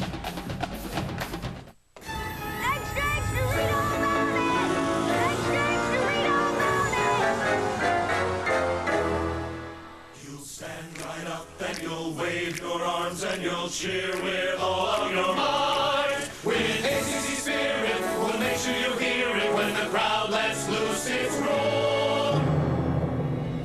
And now there's 2 new schools. ACC. Then, now, and always. A great education begins with dreams. A great university makes them possible. At West Virginia University, students are designing microchip sensors to build the country's smartest bridge, producing an Emmy Award-winning documentary, developing laser techniques to study plasma propulsion, creating a new generation of cancer drugs. Start living your dreams at West Virginia University, where greatness is learned. Run the option. Hokies looking to improve to 3-2 overall, snap a 3-game losing streak against the Mountaineers. Folks, right now with the lead. Don't forget today, ABC College Football regional action for you. Miami against Georgia Tech, Michigan against Indiana, Colorado takes on Missouri. Right now, 4th down and short. They failed twice previously already. 4th and 1. Out of the shotgun this time. Colson on the handoff has the first down for the Mountaineers. Tripped up at the 27-yard line. Colson filling in for the injured KJ Harris, who went out in the first quarter with a knee injury, we're told by Holly Rowe on the sideline. That was an excellent cut right there by Colson. I mean, he kind of went east and west, and then right here, he takes that thing north and south on this wet turf. And how about this little back in there right now, Brian Wright? He's about 5'5", but this guy right here is explosive, Mark. I like him. And Quincy Wilson, the former tailback last year at West Virginia, spoke with us before the game down in the field, and he told us, don't sleep on Wright. He can play. He's going to get some reps today. Justice and Burke, meanwhile, moving on the right side of the offensive line. Flag is waved off. Before the flag, Virginia Tech called timeout. Second charge, timeout of the half. Hokies going to talk it over on the sidelines. And in the meantime, we'll go back to Reese in the studio, where it's much drier, Reese, isn't it? So far, so good that way, Mark. Coming up on the Pontiac High Performance Halftime Report, Trev and Mark here as always. It was a big hit. You guys saw that. Was it a bad call? We'll see what these guys think. We got the rule book out, too. We'll also show you the guy Mark calls the best freshman in the land and talk SEC showdown. I'm going to tell you why Auburn's going to defeat Tennessee tonight. Forget that game. The game that's the most important in the SEC, Georgia-LSU. LSU will win. It's important to him. Got a tattoo writing on it. Come on, Bob Davey. Well, I really want to hear Trev. This is kind of off the wall, but I want to hear Trev, if he's a head coach next year in the Division I football, what offense he's going to run as an offensive coordinator. Because I talked a little bit about the wishbone. I talked about the wishbone Thursday night in the studio, Wednesday night in the studio. He beat the wishbone up. Oh, I want to find out what he's going to run when he gets that head job next year. I don't really see him as a spread offense type guy either. Well, College Football Saturday continuing in primetime on ESPN. Number 9 Auburn against number 8 Tennessee. Great quarterbacking story there with the Volunteers, Schaefer and Eric Ainge. And, of course, got the Cadillac running for Auburn. See if he's got the Cadillac grill and the 20-inch rims and the tires on today. He'll need it against Tennessee. 2:12 to go in the first half. The skies starting to clear. The squall has passed through. First down and 10 for the Mountaineers.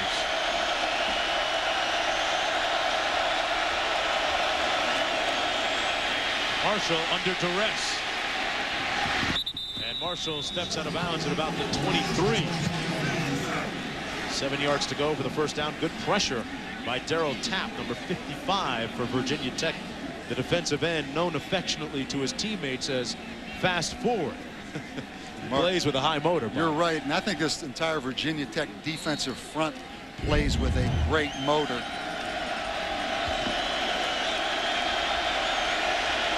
There's Tapp in hot pursuit. 2nd and 6. On the handoff to Colson, who's back in the ball game now, and he's brought down right behind the line of scrimmage, actually, or right at it. West Virginia, Mark, comes in here averaging 41 points, 450 yards a game, 276 yards rushing. That doesn't mean a whole lot to me, but what means a lot to me is the last 2 years they've rushed for over 260 yards against Virginia Tech. They are struggling today running that football. They have 58 yards rushing right now. And if you're just joining us, remember, folks, that K.J. Harris is out of the ball game right now. Has not played in a while because of a knee injury. Marshall down the seam, incomplete, in and out of the arms of his intended receiver, John Pennington. That should have been a catch. Marshall laid it right in the basket for him. Mark, if you're going to go undefeated, because that is a topic of conversation, because everybody's talking about an undefeated West Virginia team, you are going to have to make this play, John Pennington. You cannot throw it any better.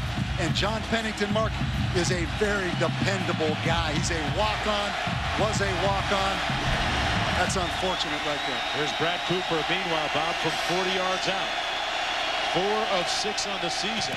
Blocked! The special teams. Beaver ball comes up. And here comes Fuller. He's got blockers. Davis with the block. Fuller with the punctuation mark. Touchdown.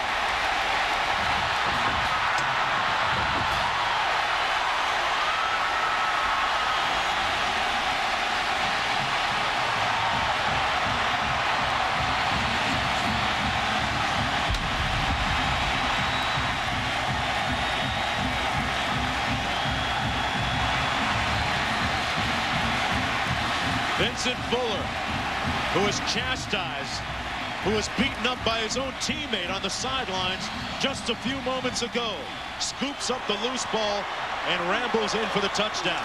Mark, and if you're Rich Rodriguez, you go back to John Pennington. If he catches the ball, West Virginia is probably ahead in this game. Now it's a 13-0 Virginia Tech advantage. Would have been 1st and goal.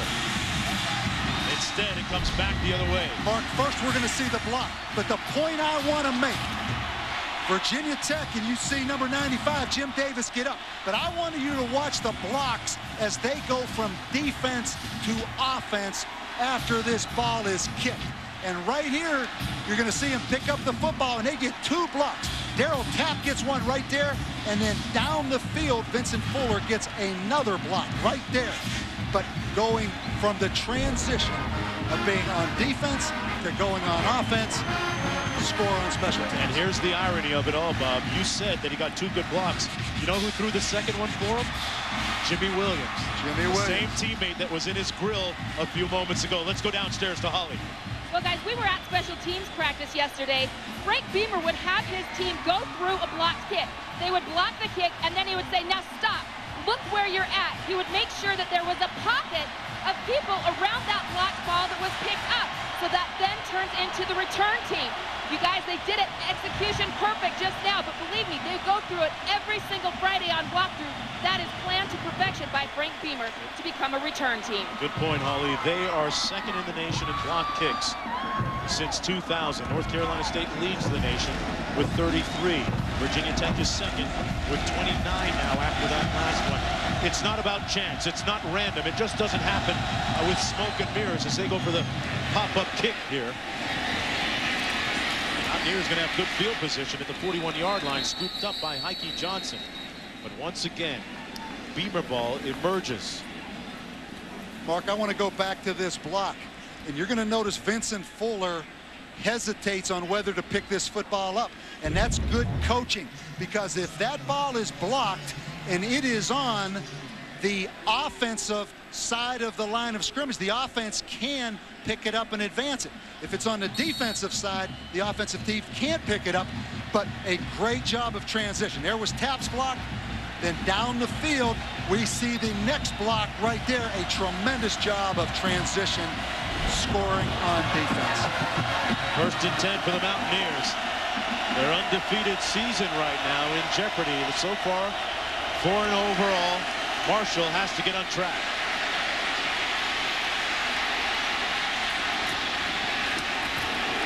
Brought down to the 40-yard line, right at the line of scrimmage. It'll be 2nd down and 10, under a minute to go now in the first half. Mark, I think there's 2 storylines right now in this game. Obviously the penalties, but Virginia Tech's defensive front dominating this game. Whether it's West Virginia running the football, they're getting penetration, or kicking the football, as in on the blocked field goal. 2nd down and 10. Marshall completes the pass near midfield and a 1st down to number 5, Chris Henry. Henry with his 3rd reception of the ball game, 26 on the season now, tops on the team. See why you don't want to be a coach? I feel you. I feel you. Does the momentum of a game change sometimes, Mark, when you least expect it? West Virginia going in to score to make it a 7-6 game. One of their most dependable receivers drops the football. West Virginia trying to score ends up giving up a score. And Bud Foster getting a little bit hot with his defensive crew. That was McKee he was into a little bit. Don't forget, coming up on the Pontiac High Performance halftime report, the big hit. Was it a bad call or not? Talk about some of the fabulous freshmen around the country and the SEC showdown tonight on ESPN between Tennessee and Auburn, number 8 against number 9. I still say that was a bad call. I know why you are, because you're feeling reinforcement coming from the studio. You're feeling Mark May or Trev. Trev, you got to have my back, Trev. If you feel me, Trev, have my back on this. You are unbelievable. I'm selling out. You are unbelievable. Defensive guy like Trev Alberts, great head-hunting linebacker at Nebraska. Got to have my back on this one. Meanwhile, back here, 13-0, and there's a look at Pennington, who dropped the pass that would have set up a 1st and goal, Bob, and perhaps a touchdown, a subsequent touchdown from the 1-yard line. Instead, the blocked field goal, the 2nd one of the year for the Mountaineers kicker. Brad Cooper comes back for a touchdown, returned by Vincent Fuller, 74 yards. Subsequently, we're looking at 13-0. Virginia Tech with the lead. And West Virginia, Mark, with 1 timeout. Obviously 29 seconds left in the half. Marshall out of the shotgun.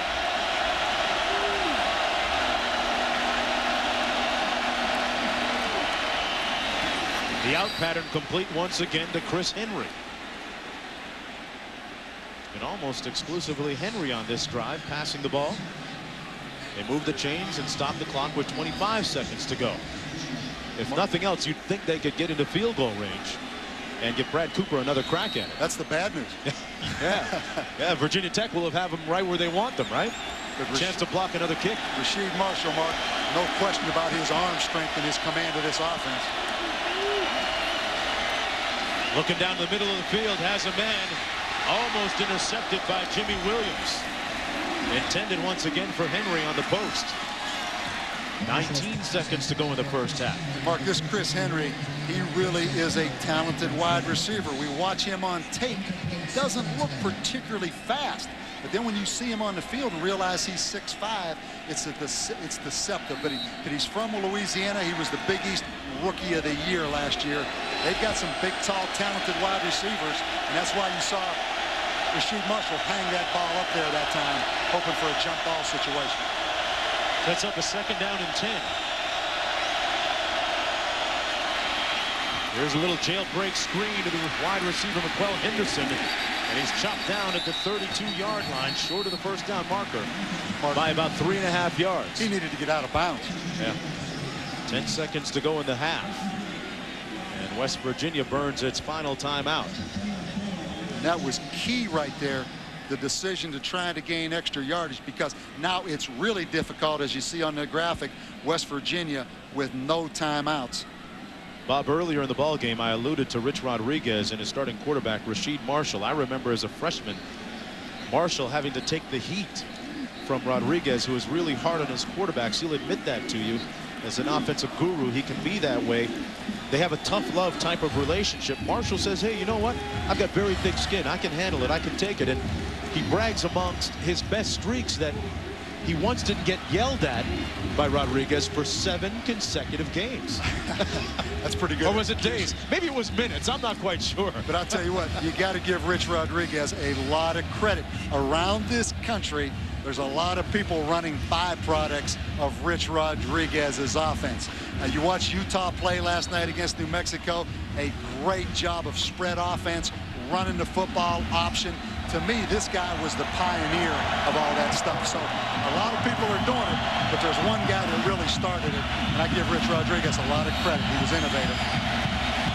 Has a great program up and running in Morgantown, West Virginia.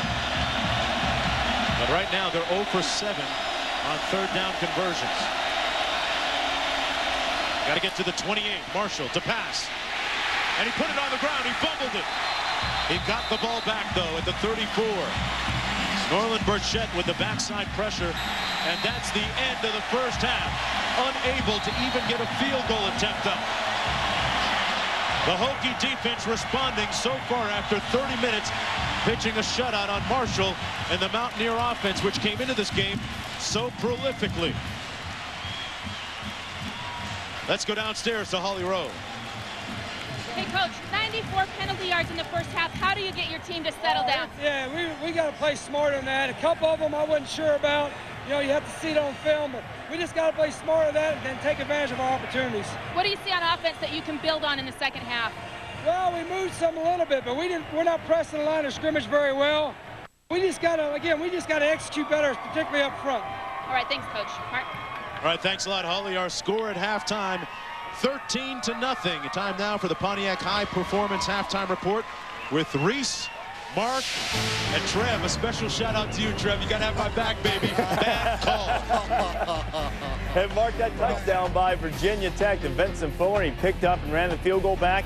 Frank Beamer's been there since 1987. They blocked 104 kicks. It's only the second time they've taken a blocked field goal back to the house. Yeah. The big hit was really the conversation point in the first half. The hit that Jamal Adai laid out that they got a personal foul penalty for. Let's take a look at this. Tell me what you think about it. Going over the middle here and putting it on Mazzetta. First of all, Mark Jones is exactly right, and I'm very disappointed in Coach Davey. I mean, here's a defensive guy. This isn't tiddlywinks, boys. This is called football. There's no helmet to helmet. It's a little defensive back. Give him credit. He blew up a bigger guy. It's a clean hit. What do you think? Sorry, Coach Davey. Piling on a little bit here. I think it's a clean hit. You know, when they changed the rule, they don't want players headhunting. They don't want head-to-head contact. And I think it's smart to protect the players. But in this instance, you're taught to lead with your shoulder, not with your head. What else is he supposed to do? It's a clean hit. It's a physical football game. You're supposed to hit guys like that come across the territory. What does this That's say? Your territory in the middle of the field. This is the rule book, and the rule book just prohibits head-to-head contact, Bingo. spearing, that type of thing. What it appeared to have happened was that the official, and Bob sort of alluded to this, the official perhaps got fooled and thought that because of the hit came up with his shoulder that he got to the first center. time So officials you want the official under the bus That's now. happened a couple of I times think it's this sad year, that right? the book has to be that thick. Well, you know, it's a complicated game, Trev. We have to make sure everybody It's called follows hitting, through. tackling, and running. It's complicated here. When do you see what Florida is doing to Arkansas, and Chris Ricks is not playing, and based on what's happening in Tallahassee, might be tough for him to get back in the lineup.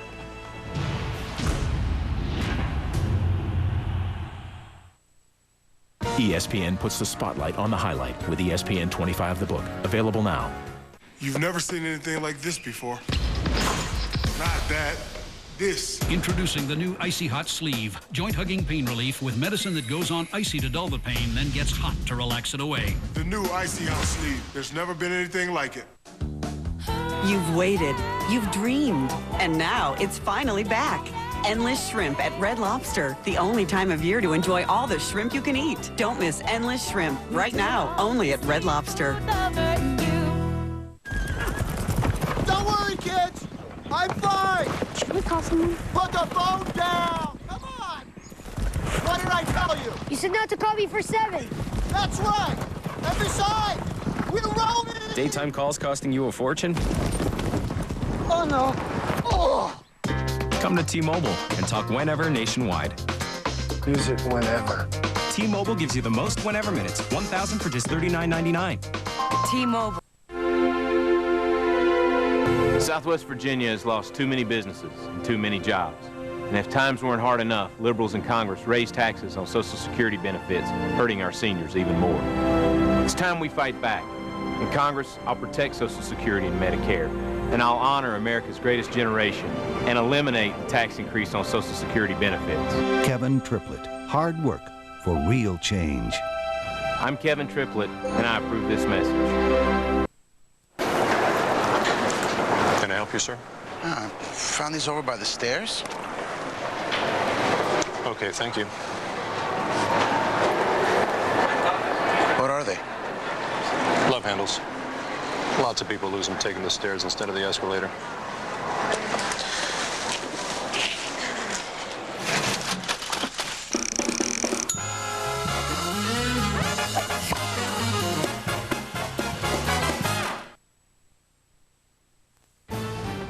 Welcome to the Pontiac High Performance Halftime Report. And Virginia Tech with a 13-0 lead on number 7 West Virginia. Glad to have you with us here in the studio. You know, not to imply that Texas is looking ahead to Oklahoma next week, but Longhorns did push to get an 11:30 a.m. local kickoff time against Baylor today. Sort of get them in the spirit and in the mood because they're kicking off at 11 a.m. Eastern against the Sooners next week. Sooners also working early against Texas Tech, and Adrian Peterson's loose. I think he's the best freshman football player in the nation, without a doubt. Great blocking here, 61 yards on the run. When you get down there in 3rd and goal, all you do, 28. How about Adrian Peterson? Look at that, just the power, bam, get over at speed. Easy touchdown, Oklahoma. It's his 4th straight 100-yard rushing game. No Sooner freshman had ever opened his career with 3 straight, and so Peterson's in more uncharted waters. Oh, yeah, they have the Heisman Trophy winning quarterback, too, finding Travis Wilson. But you know what you missed right there? Adrian Peterson picking up the blitz, and a great block by the freshman right there. And that's the one thing that you guys have taught me. Total package. Keep Look at the whole game. freshman running backs off the field when they can't pick up the blitz to protect the quarterbacks. Oklahoma rolling toward that showdown against Texas. And speaking of the Longhorns, with their early start, just as they wanted. Want me to get that? The governor playing defense for Baylor. Who's on the left side? Nobody that can tackle Cedric Benson in that case. An 11-yard score, and then Longhorn defense coming up with a play. Aaron Harris, best known for the big hits, coming up with a pick there. Here comes Benson again. Benson, this one, the touchdown goes to Bo Scaife, and Benson fumbled right on the doorstep. Scaife had his back there. And Texas is rolling 23-7. Now Benson, with that touchdown that he did score, becomes just the 19th man in 1A history to score 50 rushing touchdowns, and he's gone into the end zone in 11 straight games on the ground. Showdown coming next week. North Carolina and Florida State. Wyatt Sexton in there for the injured Chris Ricks. And Wyatt Sexton, Bobby Bowden said this guy might be a gamer. Doesn't look great in practice sometimes, but boy, he looked great moving the Seminoles down the field early. Found Dominic Robinson, then Willie Reed, and then on a 4th and 1 play, here goes Leon Washington. Now watch the nifty moves by Washington. Outside, inside. Look at the footwork here. Nice job getting in the end zone. Florida State up 7-0.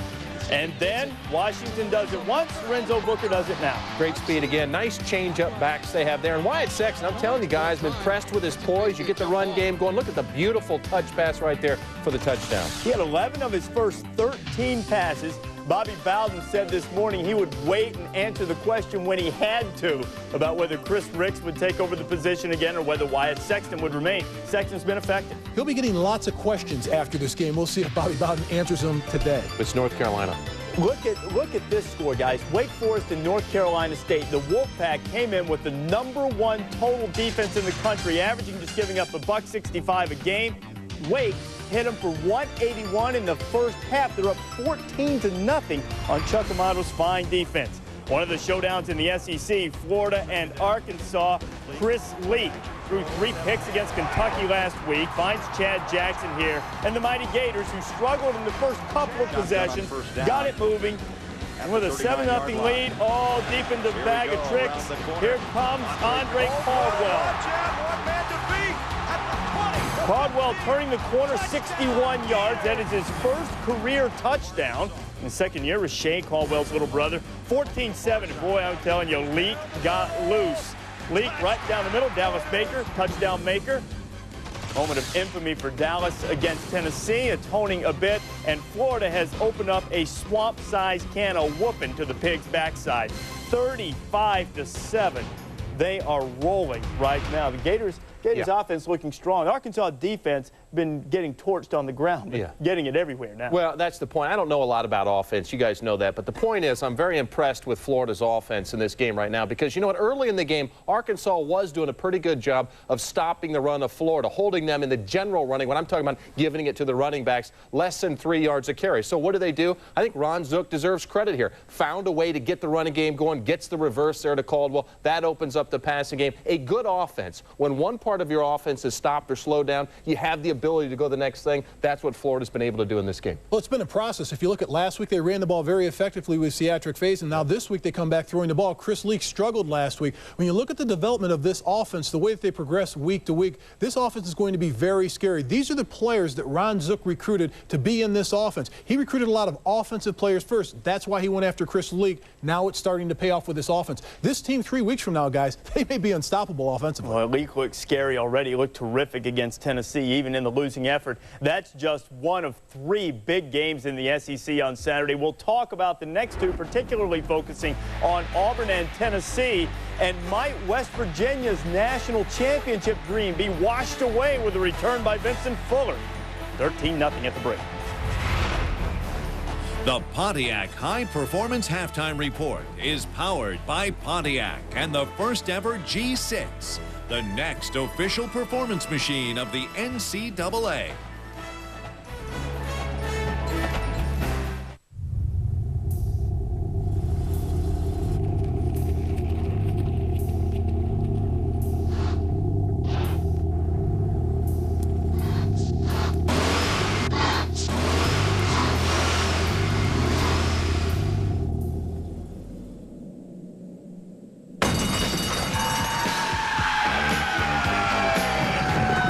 First ever G6.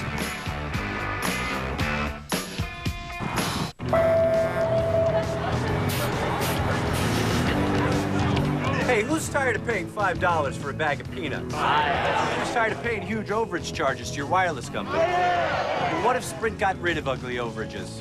Check it out. With the Sprint PCS Fair and Flexible plan, 100 extra minutes never cost more than $10. Other plans charge at least $40, so talk all you want, or talk less and pay less. You, went over your barbecue minutes. Sprint PCS. Now that's better. 6:57 from Baltimore. You have a son? 7 o'clock. 7 o'clock. Want to get a bite? Can't. Bath time. I've got you under my skin. I've got you deep in the heart. There's Daddy. Introducing free high-speed internet access in every room. Courtyard. Our rooms were made for you. Wouldn't it be great if you could pay off all those high-interest credit cards and get extra cash for you? Call AmeriQuest now. We help homeowners do just that by refinancing their mortgage. You'll get your own personal loan specialist who knows you're more than your credit score. Call 1-800-AmeriQuest now or go to AmeriQuest.com. AmeriQuest, the company that knows you are more.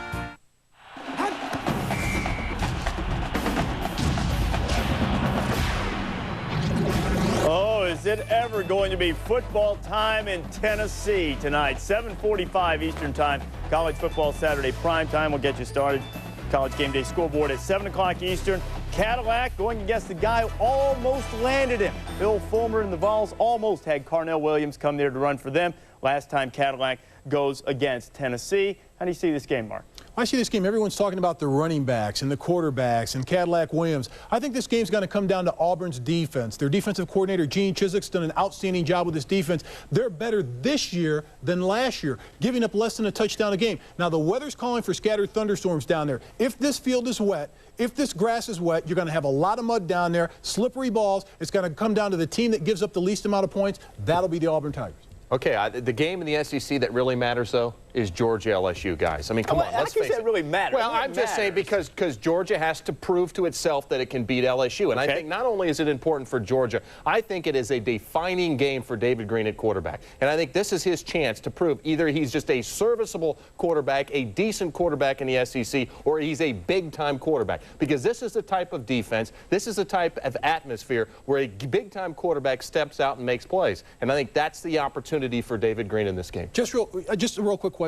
Isn't he the guy that you said that should have gone and won the Heisman last year? No, I didn't say. I said he has the opportunity with their schedule, if he makes the plays, to get to New York to be a finalist for the Heisman. He hasn't shown it so far. That's why this game is so defining for him. I think a lot of the dogs feel just the way you said. Max Gene Gillis said that this is the Super Bowl of college football for us, taking on LSU. It is for Mark May, too. I'll tell you that one. They are passing licks in Blacksburg.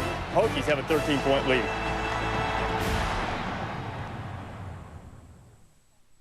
Hey, nothing better than eating with the family, am I right? You're right, honey. And Wendy's 99-cent super value menu sure helps. Great food and you can't beat the price. Who are you talking to? Everyone. All about Wendy's and Nintendo's Super Family Sweepstakes and the cool family vacation to Nintendo's U.S. headquarters. Well, tell them later. Okay, but there are thousands of cool Nintendo prizes. Just find the code on medium and biggie cups. Oh, honey, jot this down. Are you sure you're allowed to win? Yeah, that's the beauty of being unofficial. Who are you talking to? Are you getting this? Yeah! Are you getting this? Yeah! Get the car! Get the car! X-Men Legends. Choose your X-Men. Combine their powers. Save a helpless planet. X-Men Legends. Rated T for teen. I dream of producing films that change people's lives for the better. I dream of being an architect and a designer. I dream of flying rescue helicopters. I dream of pointing children in the right direction through mentoring. I dream of being a philanthropist, researching genomes to prevent disease. Being a clinical psychologist. Being the CEO of a Fortune 500 company. I dream of using biomechanics to invent artificial organs for transplant patients.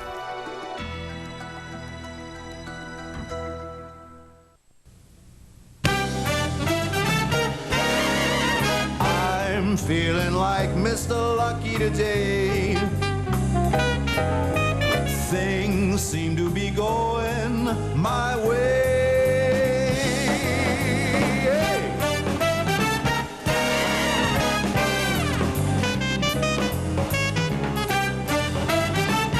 Shop anytime, right from home. HSN. See the possibility.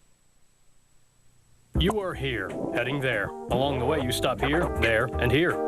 As you headed there, your wife and kids headed here, but unexpectedly broke down there. She called you once here, twice there, but you were already here. She tried her father here, on his way there. Unbeknownst to anyone, he stopped here. Ah, but a friend lives here, another there, but neither were here nor there. Moral of the story, no one knows when someone's here or there. That's why we're here. AAA. Join now, get help here, there, and yes, everywhere. So you think you've seen the very best performances of the day? Well, tune in to College Game Day Final presented by Pontiac. You will see the Pontiac Game-Changing Performance nominees be announced on the show, and then you will have a chance to log on ESPN.com and vote College Game Day Final presented by Pontiac, midnight Eastern tonight. This is Wake Forest and North Carolina State. 14-0 Wake Forest lead. Jay Davis started the second half for the Wolfpack. He finds Sterling Hicks. Here comes Chuck Amato's squad. Hicks with a nifty run after the catch. Picks up terrific downfield block. Receivers have to block.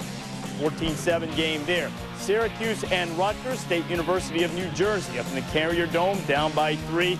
And Army, the longest losing streak in the nation at 18 straight. Bobby Ross looking for his first victory of the season. He is up 17-0 on TCU. We'll certainly keep you up to date, see whether the Black Knights of the Hudson can hang on. Hokies have a 13-point lead on number 7 West Virginia. Second half, not too far away.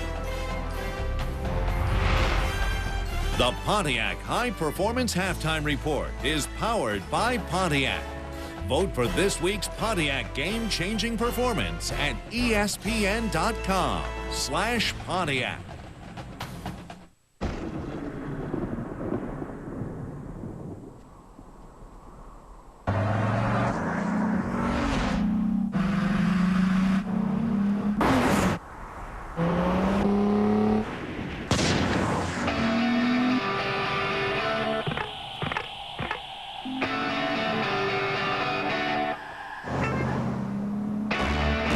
First ever G6.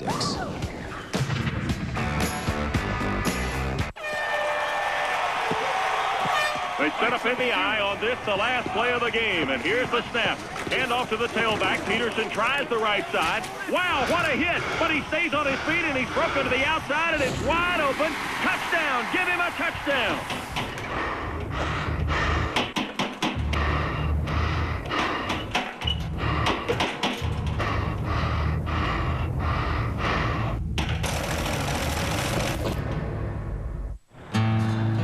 Just waking up. I'm already out on the road. There's the Beckers. Our kids play ball together. That's the new industrial park we just built lines into. If you work for a local electric co-op, you're part of the community, just like everybody else.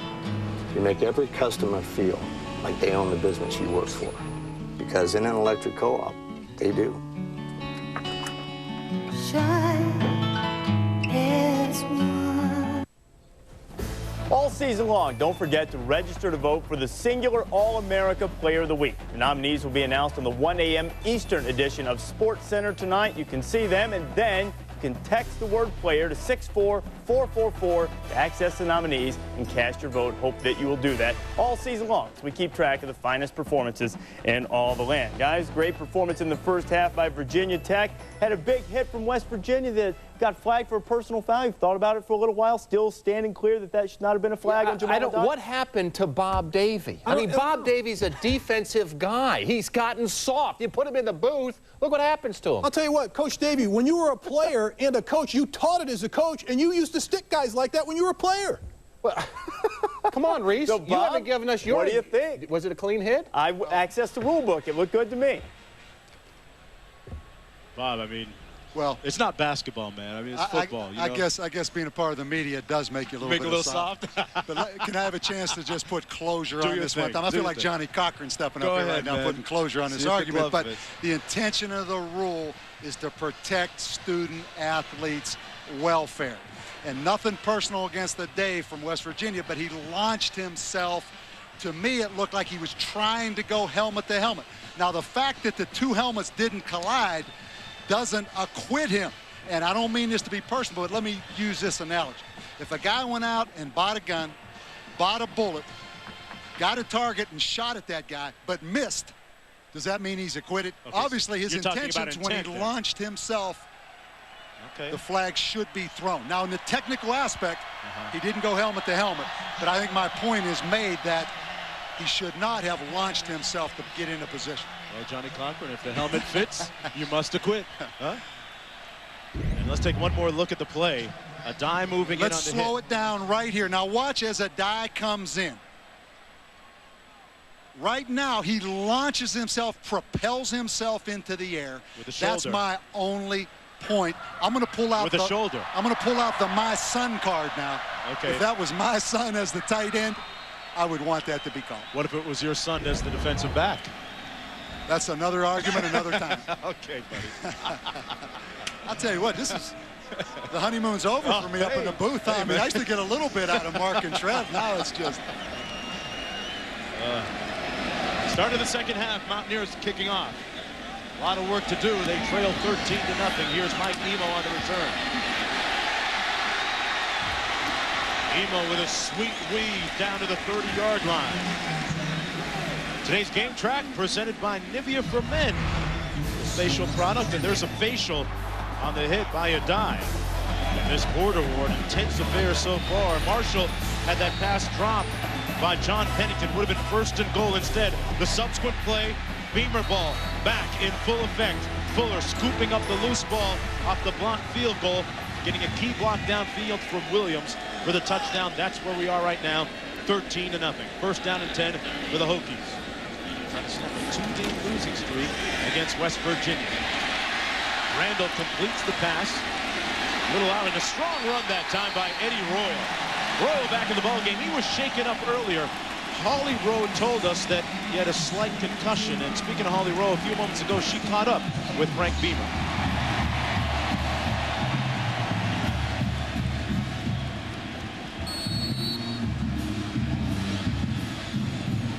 Okay, and first down and 10.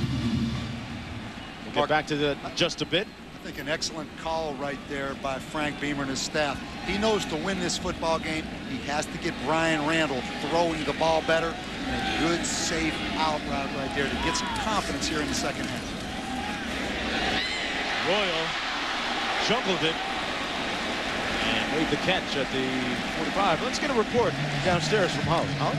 Well, guys, as you can see, wide receiver Eddie Royal has been cleared to play. Now, he was dinged in the first half. They were worried he might have a concussion, but he passed all of the tests at halftime and has been cleared. They need him because not only is he a starter at flanker, but he is a key on their special teams returning. As for West Virginia, they've had a blow to their offense. KJ Harris is done for the day. They're calling it a mild knee sprain and slight ankle twist, but he will not return to the game. Mark? Yeah, that is a big blow to their offensive hopes, Holly. Royal on that last catch. Set up a second down and 6. Handed off to Emo. Found a seam over the left side of that offensive line. Running over the top of Jimmy Martin and Reggie Butler, the left tackle and guard respectively. And it's first down and 10 for the Hokies. Mark, give credit to Frank Beamer and his offensive staff.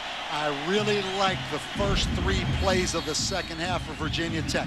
The first 2 plays, they get Brian Randall some confidence throwing the football. The third play, they came back and checked against the 7-man front and ran the zone play. Again, we see them in 2 tight ends, reading the safeties right now, trying to figure out if it's 8-man front or 7-man front.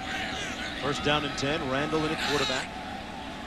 Earlier today, becoming the 4th Virginia Tech quarterback in the history of the school to throw for over 5,000. Trying to rack up a few more here. Incomplete at the 2-yard line, intended for Royal, but Jamal Addae there on the defending play, along with Mims to break it up. Eddie Royal, the deep threat and the high school player of the year in the state of Virginia last year, a true freshman. Mark, you can see why he was the high school player of the year in Virginia. Again, the ball a little bit underthrown. Almost looked like Addae got there a little bit early. He's in the spotlight a lot today, isn't he? Huh? Let's not open another debate. I'm exhausted from the last debate over that personal foul penalty. Second down and 10. 3-receiver formation. Emo the lone back. Looking for the out and up pattern. Instead, Randall going to take off himself, which he does very well from time to time. First down, Hokies at the 25. Got a nice block downfield from David Clowney. A 21-yard pickup by Brian Randall. Brian Randall, Mark, has started the last 30 games for Virginia Tech. You see how much experience he has. Right here, he just puts that football away and runs with it. He should put it away just a little bit more so he doesn't get stripped from behind. But this guy's a good athlete. Played basketball for Virginia Tech last year. He's about 230 pounds. Graduated in 3 years, taking courses, graduate courses right now online. First down and 10. Emo, little guy breaking a tackle. A couple more. Emo down to the 15, make that the 16, just a yard shy of the first down. Mike Emo was suspended for the first 3 games of the season this year, as he pled no contest to contributing to the delinquency of a minor, but he's back in full effect now. And you see what Mike Emo gives him. Ernest Hunter just came unblocked, and nothing personal against Cedric Humes, but Cedric Humes, I don't think is going to make Ernest Hunter miss the way Mike Emo did, so it's good to have him back in the lineup. A healthy average so far. Second down and 1. Made a little contact up front. The nose guard, Ben Lynch, who had an outstanding game last year against the Hokies. He virtually pancaked Jake Grove, the Hokie center, several times. Offside on the defense. Number 92, it was contact. 5-yard penalty, remains second down. Lynch not having an outstanding afternoon so far, but getting back to how he manhandled Grove, and Grove turned out to be a second-round pick in the NFL. Again, Mark, the experience of the quarterback right there. And West Virginia right now, you get the feeling if they fall behind 20-0 or maybe 21-0, if Frank Beamer would score and elect to go for 2, I mean, they're digging themselves in a big hole right now. Look at the penalty yardage against the Mountaineers. Here's the counter. Emo stopped cold at the 7.5, and back to Reese in the studio with the Florida State update. All of a sudden, Mark, the Tar Heels trying to get back in the game. Darian Durant flipping it out to Jaworski Pollock, and he gets into the end zone, and the Tar Heels back within 11, 24-13, about halfway through the third. All right, Reese, a couple of new opponents for Virginia Tech in the newly formed and landscaped ACC. Big East Conference with a little bit of pride on the line today. West Virginia, their Beacon representative, trailing right now 13-0. Randall into the end zone, incomplete. Intended for Mazzetta. Mark, I'm impressed with Virginia Tech's 2 big tight ends, Mazzetta and King. That time, I mean, Brian Randall really zinged that football in there. That was a tough catch. But you see Jeff King going in motion, Mazzetta on the little corner route. That's a tough throw. I mean, he could have, maybe should have taken a little bit off that throw, but these are 2 big 6'5" tight ends, and they're talented players. They like to do different things with them. They'll flank King out and put him in open space a lot of times, too. 3rd down and 6. A 4-receiver formation. Emo the back beside Randall. This is the 9th play of the Hokie drive. Their first possession of the half. Randall into the end zone. The fade. Incomplete, intended for Eddie Royal. No play, flag is down. Mark, we may get holding here. Prior to snap. Delay of game on the offense. Number 3. 5-yard penalty. Remains 3rd down. Both teams at times today, Bob, have imploded because of penalties. Mark, you're right. I mean, it's ugly. You know, and a lot of times in a rivalry football game, obviously with so much at stake, emotions running high, early in the game you may see that, but I think at some point you have to call it like it is. Both these teams need to settle down and execute a little bit better. Well, the good news for the Hokies is offensively they haven't given up nearly the number of sacks they did a week ago against North Carolina State when they surrendered 10. It's 3rd down and 11.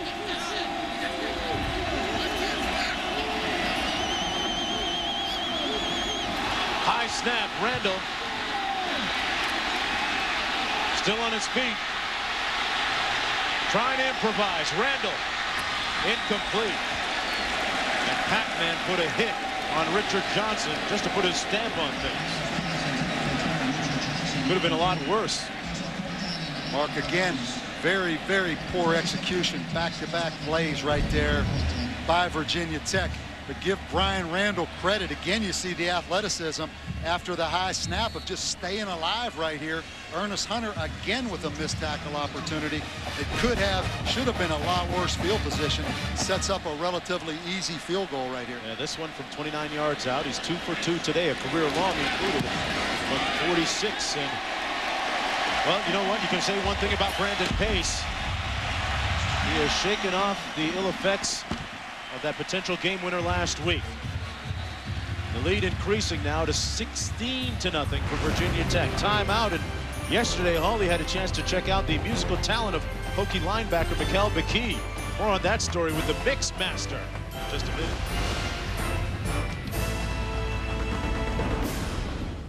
People everywhere are experiencing a breakthrough. Fullness from a value menu. He was fine, and then he just stopped eating. This man is completely full. What was he eating? The spicy chicken burrito. He kept going, sound. Are you sure? And fullness off a value menu? It's the new Big Bell Value Menu, featuring the spicy chicken burrito with shredded chicken simmered in authentic Mexican spices. To keep your stomach and your wallet full, think outside the bun. This bolt is 4.5 inches long, made from hardened alloy steel. 6 of them connect the cargo box of the Ford F-150 to its frame. Why do we do this when others don't? Because we're building the strongest pickup. You can be sure of that. We are. Only one truck earned the right to be the next Ford F-150.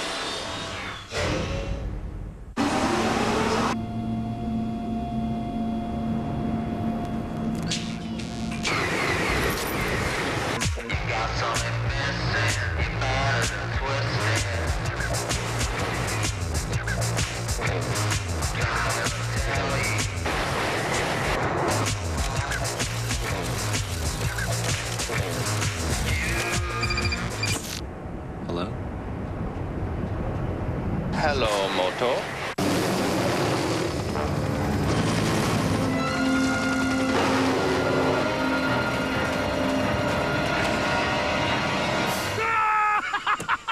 Gotcha! Oh, that was a good one. Honey, did you get it? I got it! What would you do on your own private island? Check your mail for the Capital One No Hassle Island giveaway. You could instantly win your own island for one of hundreds of island getaways. What's in your wallet? Okay. Mikal Bekee, the star linebacker for the Hokie defense right now, pitching a shutout, leading 16-0. A man of several talents on and off of the football field. I'll tell you more about that in just a moment. 10:41 to go in the third quarter. Number 7 ranked West Virginia struggling. Trying to prove that that lofty ranking isn't counterfeit, that it's not fake.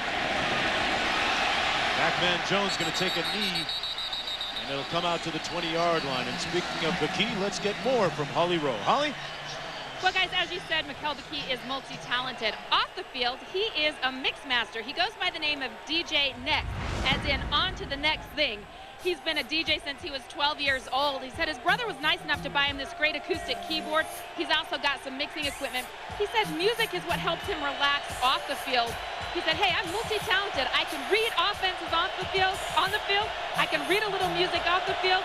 And he's looking forward to having a career in music when his football career is done.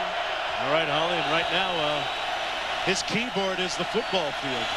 Doing a nice job on it, Marshall. Going up top, has a man, Henry, out of bounds. Incomplete, Vincent Fuller, stride for stride with the speedy Chris Henry. Mark, you get the feeling with K.J. Harris on the sidelines, but I think even more so because Virginia Tech's defensive front dominated play in the first half. West Virginia is going to have to throw this football. You think they've abandoned the running game? Well, I don't think they abandoned yet. They're only down really 2 touchdowns and 2 two-point conversions. They have to mix it up, but they're going to have to throw the football, obviously, to win. Marshall on a little option, kept it himself, and he put it on the ground. He fumbled. West Virginia got it back, so say the officials. Those are the voices that count at the 21-yard line. It'll be 3rd down for the Mountaineers. And a really perplexed head coach, Rich Rodriguez, in his 4th year at the helm. What do? Their star tailback, KJ Harris, out of the ballgame. Mark, they do have talented wide receivers, and they have a lot of depth at wide receiver. And I think that's going to be the factor here in this second half. Their ability to throw the football against this Virginia Tech defense. Marshall under heat. Steps out of bounds at the 25, no first down. And it'll be 4th down for the Mountaineers. Mark, I'm curious what that flag was for on the sidelines right there. Sideline warning on West Virginia. 4th down. Just a warning. Rich Rodriguez, a wonderful offensive innovator. You talked about and chronicled his works at Tulane, had the perfect record with quarterback Sean King running that offense. Subsequently with Coach Bowden down in Clemson, now here at West Virginia, but no answers, nada, today for the Hokie defense. And you always talk about momentum coming off the first drive of the second half. Virginia Tech obviously gaining momentum while coming out of the locker room. Richard Johnson on the punt return all the way out to the 47-yard line off the punt from Phil Brady. We talked about Mikel Bequet. He can spin, he can solve a lot of things on the turntables and in the production studio he calls home. As a famous DJ once said, there's not a problem that I can't fix, because I can do it in the mix. All it takes is a good hit, and the hits just keep coming from Blacksburg when we return. We'll see you at the show. Major League Baseball's Division Series begins Tuesday at 1 p.m. Eastern on ESPN. When we forged the frame rails of the new Ford Super Duty with thicker gauge steel than any other pickup, we gave it more payload than any other pickup. 5,800 pounds.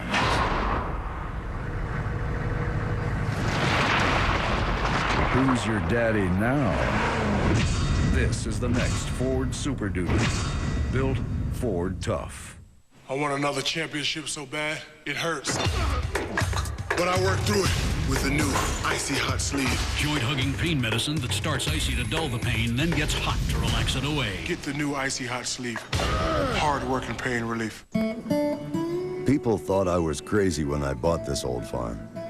Even though I'm still figuring the place out, I've actually come to enjoy working the land. And when the chores are done, I'm usually out running the dogs. Next to these fellas, my best friends are my Rocky boots and work jacket.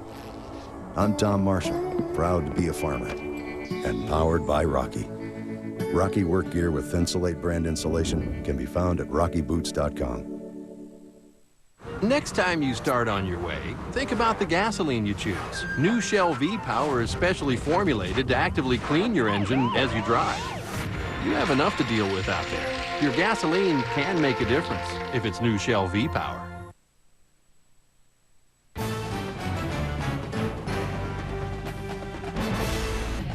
ESPN's College Football Saturday, brought to you by the next Ford F-150, built Ford Tough, and Capital One. What's in your wallet? Panoramic view of the campus, a sprawling campus here at Virginia Tech, and right now the home team leading in front of a sellout crowd of over 65,000 strong. Justin Hamilton in on first down and 10 for Virginia Tech. Ball thrown 47-yard line, a two tight end formation. Randall was looking for Royal. Incomplete, intended for Royal. It's interesting that last week, the receivers for the Hokies didn't make many plays until Beamer challenged them at halftime. Mark, these talented receivers, they call them the future, but I want you to watch on all 22. Against this two tights, West Virginia's going to drop down to an 8-man front now, meaning the corners are one-on-one, and Virginia Tech wanted to go outside to Eddie Royal. This play was checked at the line of scrimmage because it's an 8-man front, one-on-one coverage, but excellent coverage right there by Mims, I believe, the corner for West Virginia. But it really is a chess game. helps having an experienced quarterback like Randall to get you in the right play. 2nd down and 10, trying to erase the memory of last year when he played arguably his worst game ever, Brian Randall. And Randall giving his tailback a nice block. What about that?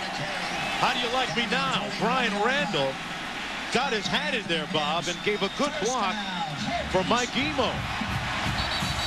A 12-yard pickup and a 1st down. This guy is a talented athlete, Mark. Most of all, though, I think he is a competitor. And Brian Randall may struggle at times throwing the football, but he does a lot of other things. You can see why he's clearly the leader of this football team. Watch him right here. Emo slices the thing outside, and you're going to see Brian Randall right. Well, I mean, he at least tried to chop him. I mean, he didn't go up high. I don't want my quarterback throwing too many blocks now.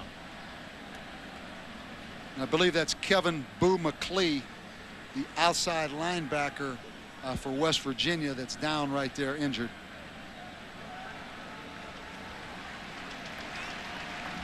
Nope, excuse me. It's a die, limping off the field, and good to see that he's back. He was the one involved in that hit earlier, a very controversial hit. A much discussed controversial hit. Nose of the ball on the 40-yard line. 1st down and 10 after the run by Emo.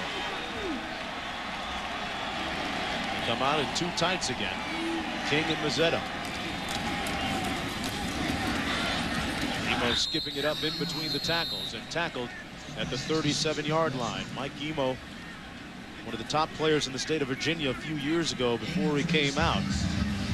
A great kickoff returner as well as good punt returner. And I asked him about his struggles in serving that 3-game suspension. He said he relied a lot on his family members and his teammates to keep him involved. Got through the whole ordeal, and he's back on the football field. 2nd down and 7.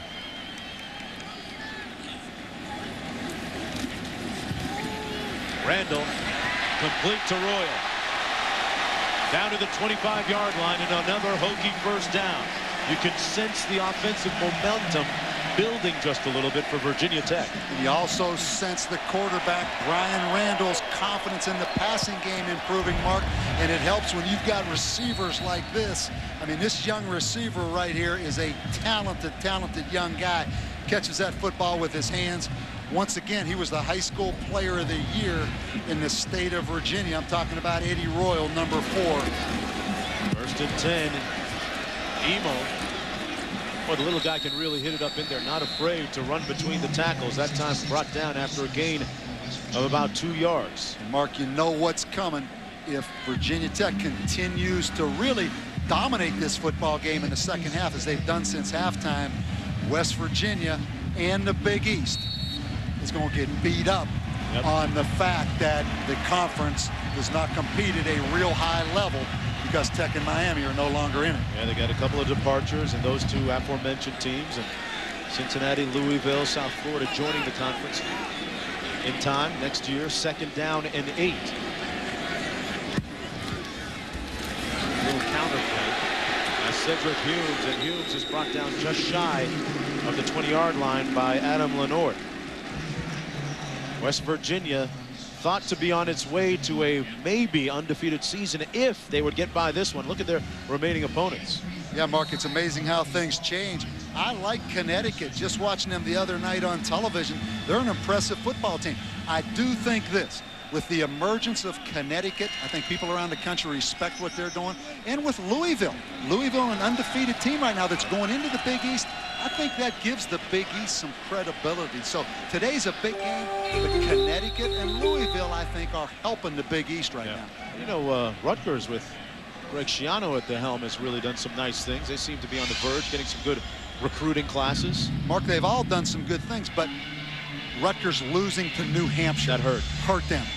Syracuse certainly getting drilled by Purdue on national television that day on a Sunday early in the season. Pittsburgh last week, obviously they lose to Nebraska. They probably should have lost to Furman. So, I mean, it's true. I mean, it's a legitimate argument that the Big East right now is on a little bit of a down cycle. And when you take Virginia Tech and Miami out of that league, I mean, think of all the bowl games that have been lost, all the television exposure in some ways that goes with Miami and Virginia Tech. There's a lot of luster, and tomorrow night it's an NFC West matchup. Sunday Night Football on ESPN. The St. Louis Rams face the San Francisco 49ers. The Rams offense led by a former Mountaineer, Mark Bulger, West Virginia's all-time leading passer. This game is also available in high definition on ESPN HD. Call your cable operator, DirecTV, or the Dish Network. There's a look at works of Bulger so far this season. Coached against Mark Bulger when he was at West Virginia. I mean, he was Did you beat him? kind of a late developing player. We actually did, but you could see that the best football was ahead of him.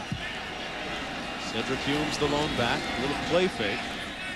In the flat, complete to Richard Johnson. A couple yards short of the first down to the 17. Anthony Mims pushing Johnson out of bounds with 7:11 to go in this, the third quarter. West Virginia coming in undefeated on the season, 4-0, ranked number 7. Mark, I think this is a good decision right here by Frank Beamer. We're going to see Richard Johnson, who's really the glue, the elder statesman of this receiving corps, catch that ball. But I think the field goal right here is a great decision because right now it's a 2-touchdown game with 2 conversions. It's a 16-point game. This makes it a 3-score game. Well, Brandon Pace, Bob, has made field goals from 30, 46, and 29. This is from 34. And just like last week, he made 3 in a row before missing. This one is hooked wide to the left with 7:07 to go. Mark, do you really want to coach? No, wouldn't think about it. There's your field goal kicker who is hot, 2 for 2, misses a chip shot. Timeout on the field. West Virginia with the ball when we come back right after this.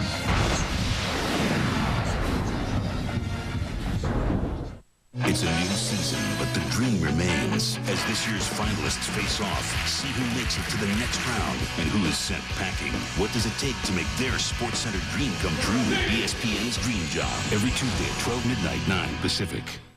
You know that Verizon Wireless is offering camera phones for $49.99. Really? Yeah. But the deal ends October 11th. Oh, no. It's the Fall Phone Fest. Now everyone is rushing into a Verizon Wireless store to get an AudioBox camera phone for only $49.99 with built-in flash, zoom, and speakerphone. But you gotta hurry. The Fall Phone Fest ends October 11th. Say cheese. Good. Verizon Wireless. We never stop working for you. Everyone agrees it's a fall favorite, a new favorite, an absolute original, very original. The next great guilty pleasure, great dishy fun, widely considered the best new TV series. Wow. Desperate Housewives premieres Sunday at 9/8 Central, only on E!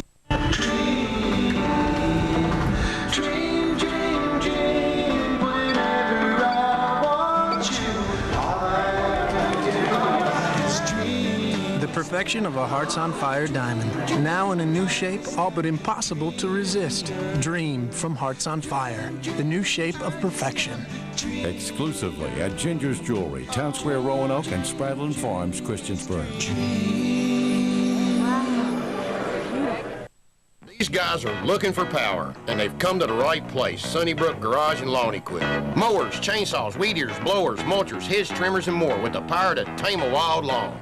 Nothing cuts it like a Stihl chainsaw. Electric or gas powered, lightweight or heavy duty. Your Stihl chainsaw from Sunnybrook cuts circles around the competition.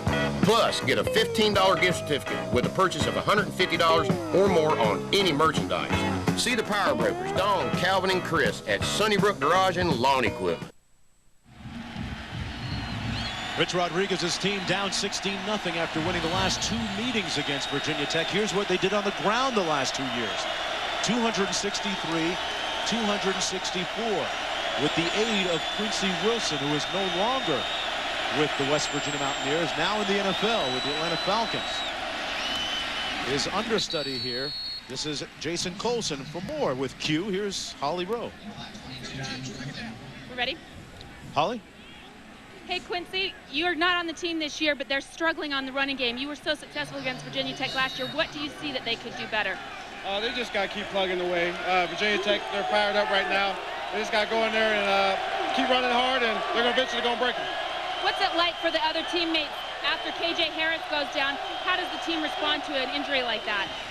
it's hard, though, because that's their leader. You know, as a senior, they look up to him. So it's a chance for them to get in there and do their thing now. And it's a chance for them to get in there and show that they're capable guys, too.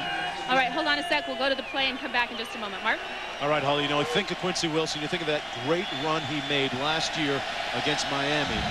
It was almost a game-winning run where he ran over 2 safeties on his way to the end zone.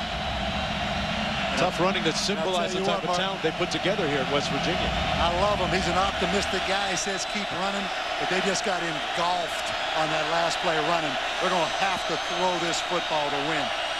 3rd and 6, and to throw, they have to get Marshall untracked. Had time, completed the pass to Henderson at the 35, but there's a flag down back at the 17. Let's go back down to Holly with Quincy Wilson. And Quincy, you're on the practice squad with the Atlanta Falcons. I understand you and Michael Vick have a little wager today. What's that about? You know, it's a little mandatory thing if your teams are playing. They got a little friendly wager, but it's all in fun. And, you know, he's rooting for his team, and I'm rooting for my team. All right, thanks so much. Good to see you. Bye-bye. Mark, back to you. All right, now, Bob, I have a feeling they're not betting peaches and oranges. Not by the looks of some of that jewelry. I think they're betting see that chain in those earrings? They're betting some serious cheese, some Jack. Again, a holding penalty marked right there by West Virginia nullifies a really first down completion. And right now, I mean, you don't want to make a mistake if you're West Virginia, because it could end the football game if you turn it over right here. Marshall going up top for Henry. Hands were laid on, but no call, no flag. Eric Green, the defender. And it's 4th and long. In comes the bunting unit. Bob, I would think that at some point West Virginia's going to run their hurry-up stuff. They can't afford to just be very leisurely and cavalier about their offense. Mark, you're right. I mean, they are set up. They are a no-huddle team, but they use a slow tempo to try to get the play checked. It still is only a 2-touchdown game. The problem is the penalties and the misexecution on offense. Did you say penalties? Well, I think they may get 55 on that one.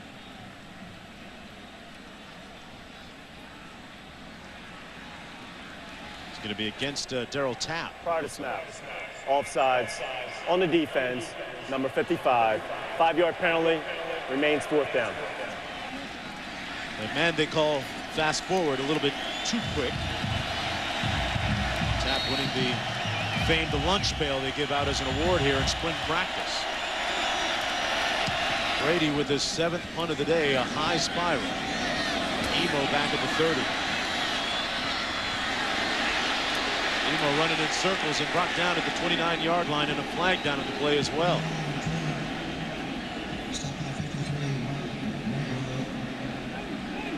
With 5:23 to go.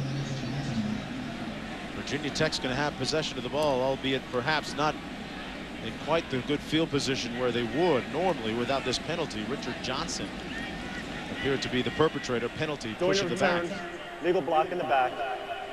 On Virginia Tech, number 12, 10 yards from the end of the run. First down. Let's go back to Reese in the studio. Mark, things have turned around at Carter Finley Stadium in Raleigh. North Carolina State and Wake Forest wake up 14-0 at the half. This is Bobby Washington crashing into the end zone. Demon Deacons had no yards of offense in the 3rd quarter, 21-14. Yeah, I mean, that NC State defense, Mark, they are impressive. I mean, they're for real. Great team speed, and I think a great scheme to take advantage of that speed. How about the penalties in this game? Oh, they continue to mount. First down and 10, 5:23 to go in the 3rd. Randall with a nice sell on the fake. His tight end. That's Mazzetta. And Mazzetta hangs on to it near the 30-yard line. It'll be 2nd down and about 1 to go. Mazzetta, 6'4", 265-pound redshirt junior. He and Jeff King, the 2 tight ends that get a lot of reps. Mark, they are talented guys. Right here you see Mazzetta at 252 pounds. Good call on first down. You see Brian Randall now, in my opinion, Mark, gaining confidence throwing the football. And it was last year that Randall said that he might have played his worst football game ever in the loss against West Virginia. Had 3 interceptions, and a fumble in that 28-7 loss. But the story much different so far this year. Randall looking up top. He's going downtown into double coverage, incomplete. Well, West Virginia's linebacker Scott Jerko is today's hometown hero, presented by Applebee's. For more, let's go downstairs to Holly Rowe. Guys, Scott Jerko grew up going to University High School in the shadows of Mountaineer Stadium. He said that he was too small, too slow. People thought he'd never make it as a college athlete. His only scholarship offer came from VMI, but his dad believed in him. He walked on, and now he's a 2-year starter. The key in their win last year against Boston College, he swatted a ball away in the end zone, helped preserve their Big East championship. So he has gone from nothing to a hometown hero, Scott Jerko. Yeah, 3-year starter, Holly. One of the real amazing stories, so many of them around the world, of college football. Jerko, a 6-foot senior. It's interesting what one's will can do and resolve can do when you're determined to play where you want to play, not where someone else says you should play, Bob. And also, Mark, you know, he broke his ankle his senior year in high school, which had something to do with him not getting a lot of Division I offers, but came in at 195 pounds. Now he's 220. Most impressive thing, mechanical engineering. Wow. That's a major for you. First down and 10.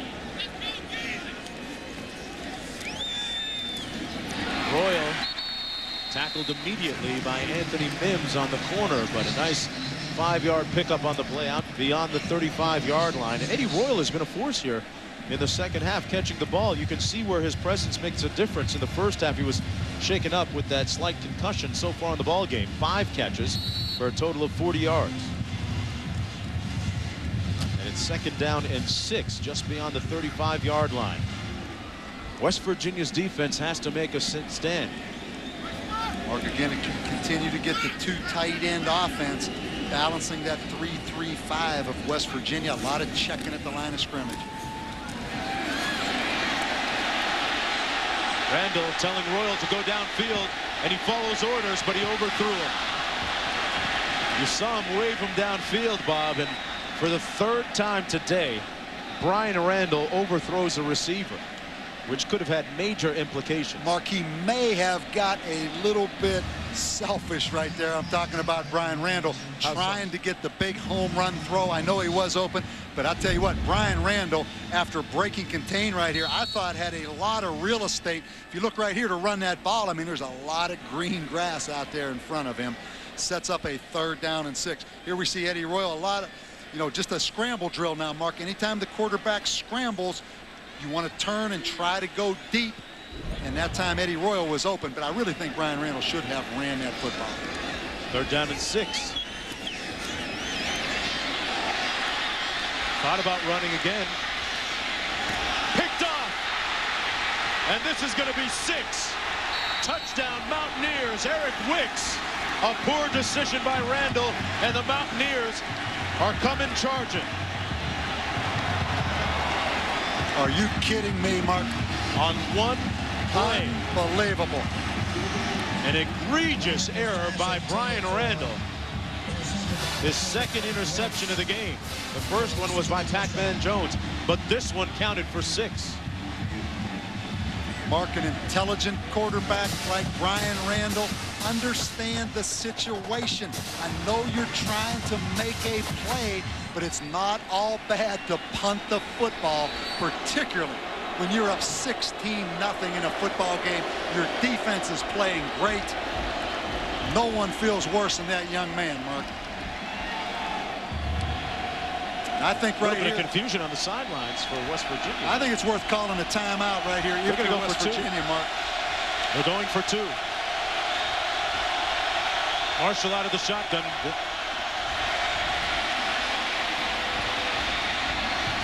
Incomplete. That thing imploded from the very beginning.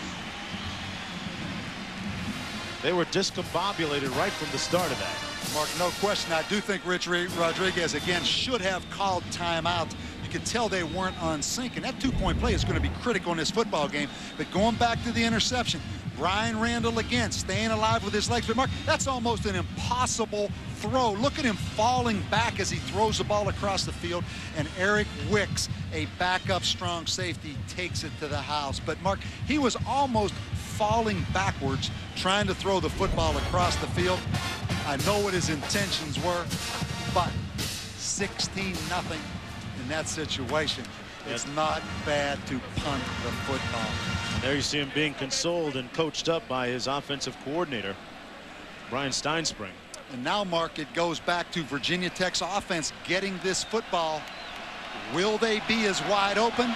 Will they get too conservative now in their play call? So a lot of dynamics after that interception. The complexity of this football changed completely on that one play. Pride of a conference on the line, the Big East, which has been highly criticized as a result of some of the high-profile departures over the last 12 months. Their top team right now, West Virginia out of Morgantown, ranked number 7 in the country, taking on unranked Virginia Tech, but the Mountaineers trailing by 10 with 2:55 to go here in the third quarter. I'm Mark Jones along with Holly Rowe and Bob Davie, and you have a feeling now that we're going to hear more from the Mountaineers. Mark, this is not a masterpiece in any way. It's not pretty, but this could be a great finish to this football game. Emo. Mike Emo. Special teams is what Hokie football is all about. That's how they coined the phrase Beamer ball, all the way out to midfield.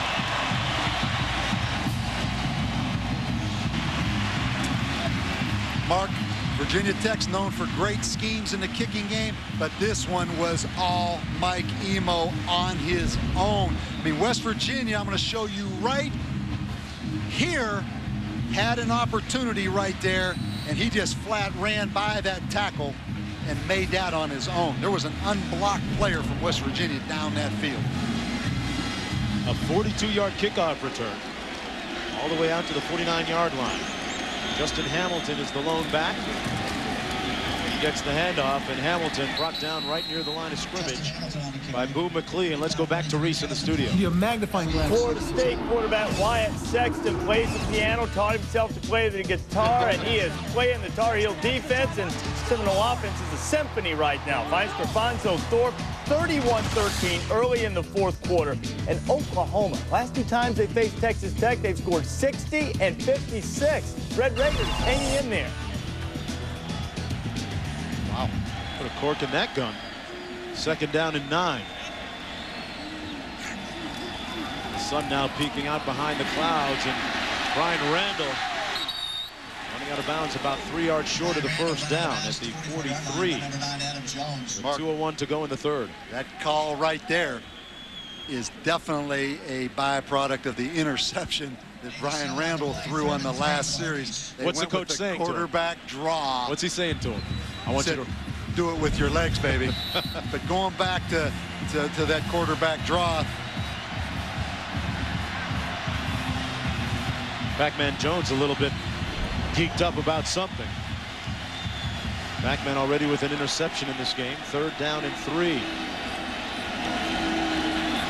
And Clowney into the game at wide receiver, Mark. They have a tendency to go downtown when he's in there. They hit him on the little stock route.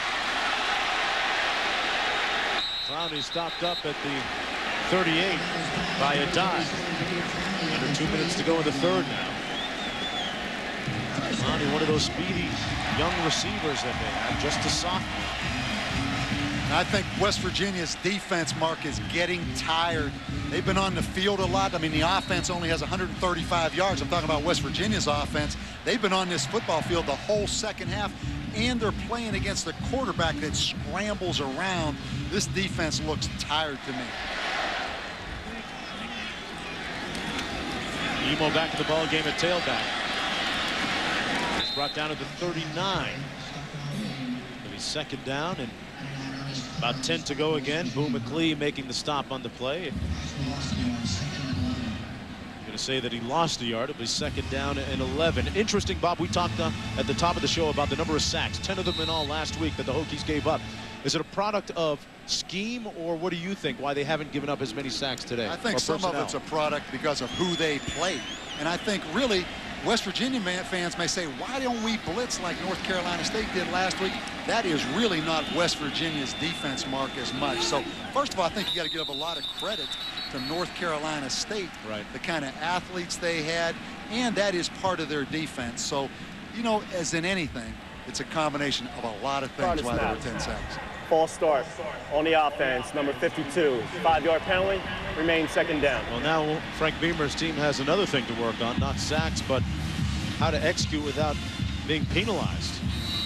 They continue to mount the penalties. Virginia Tech now with 10 for a total of 95 yards.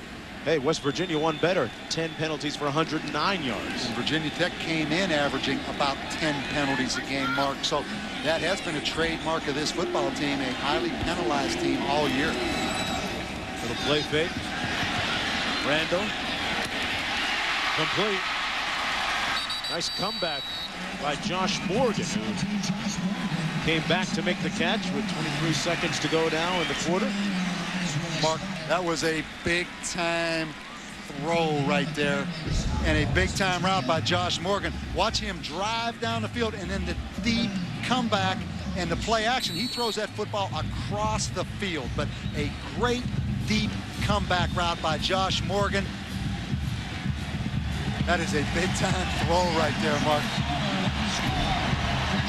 Ryan Randall says four fingers, the fourth quarter. It belongs to us. West Virginia's defense right now, very much like that old John Denver song. Country roads take me home. But they have a quarter to play to try and turn this thing around. College Football Saturday presented by Crestor continues right after this. The WNBA playoffs, now playing on ESPN2.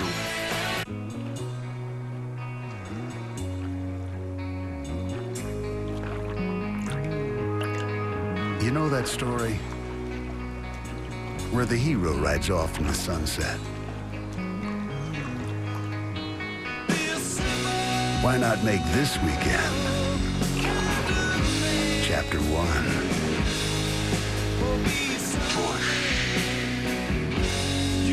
Head for the mountains of Busch Beer. This bolt is 4.5 inches long, made from hardened alloy steel. 6 of them connect the cargo box of the Ford F-150 to its frame. Why do we do this when others don't? Because we're building the strongest pickup. You can be sure of that. We are. Only one truck earned the right to be the next Ford F-150. Apparently, somebody was up late last night. Make that somebody's. And that's okay. Because if you work hard, you play hard. Right? Right. Just don't look in the mirror. Unless you're using Nivea for Men Revitalizing Lotion Q10. Q10 replenishes the coenzymes that your skin loses over time, so your skin feels healthy, firm, and fit, even when you don't. Nivea for Men Revitalizing Lotion Q10. More evolved skincare. Do you live it on the ground? Do you live it on the ground? Do you live it on the ground? Or make your living in the air? Freestyle air. Make your living in the air. What will you do in the air? NBA Live 2005 with Freestyle Air. Rated E for everyone. EA Sports. It's in the game. They set up in the eye on this, the last play of the game. And here's the snap. Hand off to the tailback. Peterson tries the right side. Wow, what a hit. But he stays on his feet, and he's broken to the outside, and it's wide open. Touchdown. Give him a touchdown.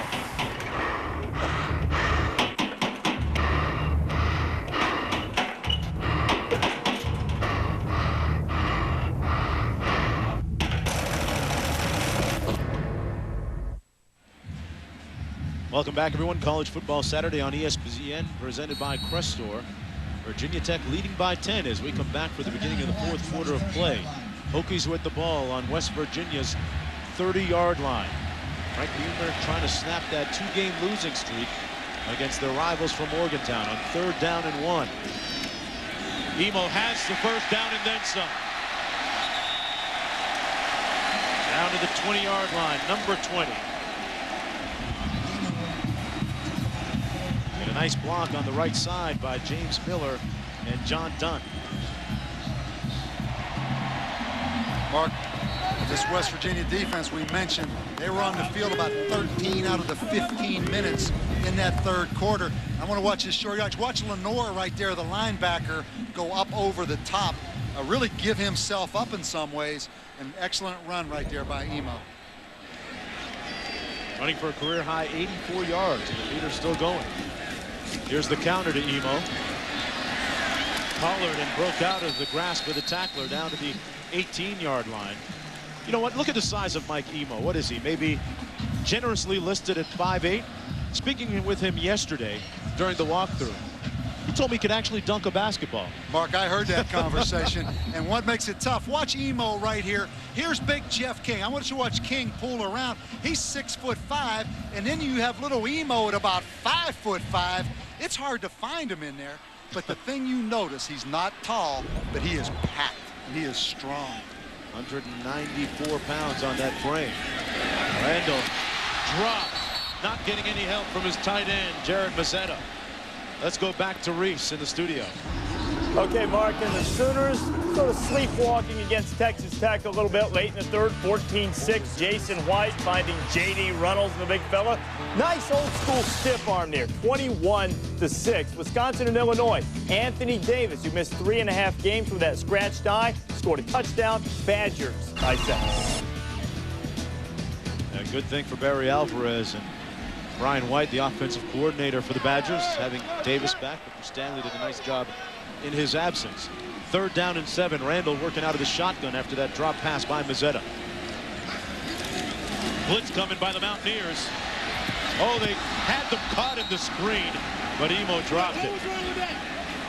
And really good recognition, Mark, by our hometown hero right there, Scott Jerko, sniffing that screen out. But you notice these shotgun snaps have all been a little bit high. The timing, and Virginia Tech, in my opinion, not quite in sync. They had a chance there on 2nd down. Mazzetta, the tight end, dropped the ball. They're still not totally in sync. And this football game is far from over. This is a key field goal right here to make it a 13-point game. Well, we saw Virginia Tech turn it around with a blocked field goal attempt for a touchdown. West Virginia doesn't get to this one, and instead it's knocked through from 35. His 4th field goal of the day for Brandon Pace. Back, shaking off the cobwebs from the game-winning, potential game-winner last week. Back after this. Can inspiration make the SUV safer? It can, with 5-star government crash test ratings, available side curtain airbags for all 3 rows, ABS, and available all-wheel drive. The best rating of any SUV tested for rollover resistance. Chrysler Pacifica. We didn't just make an SUV, we made a safety utility vehicle. Chrysler. Inspiration comes standard.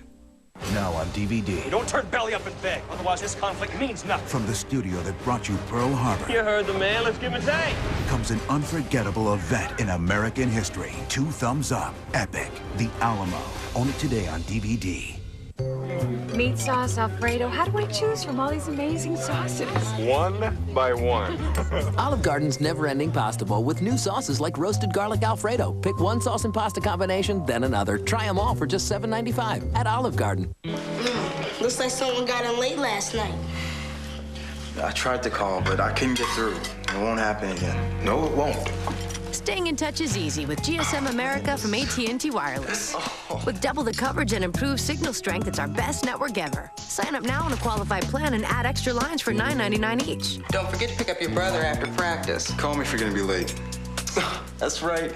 You can't. GSM America from AT&T Wireless. How many bars do you have?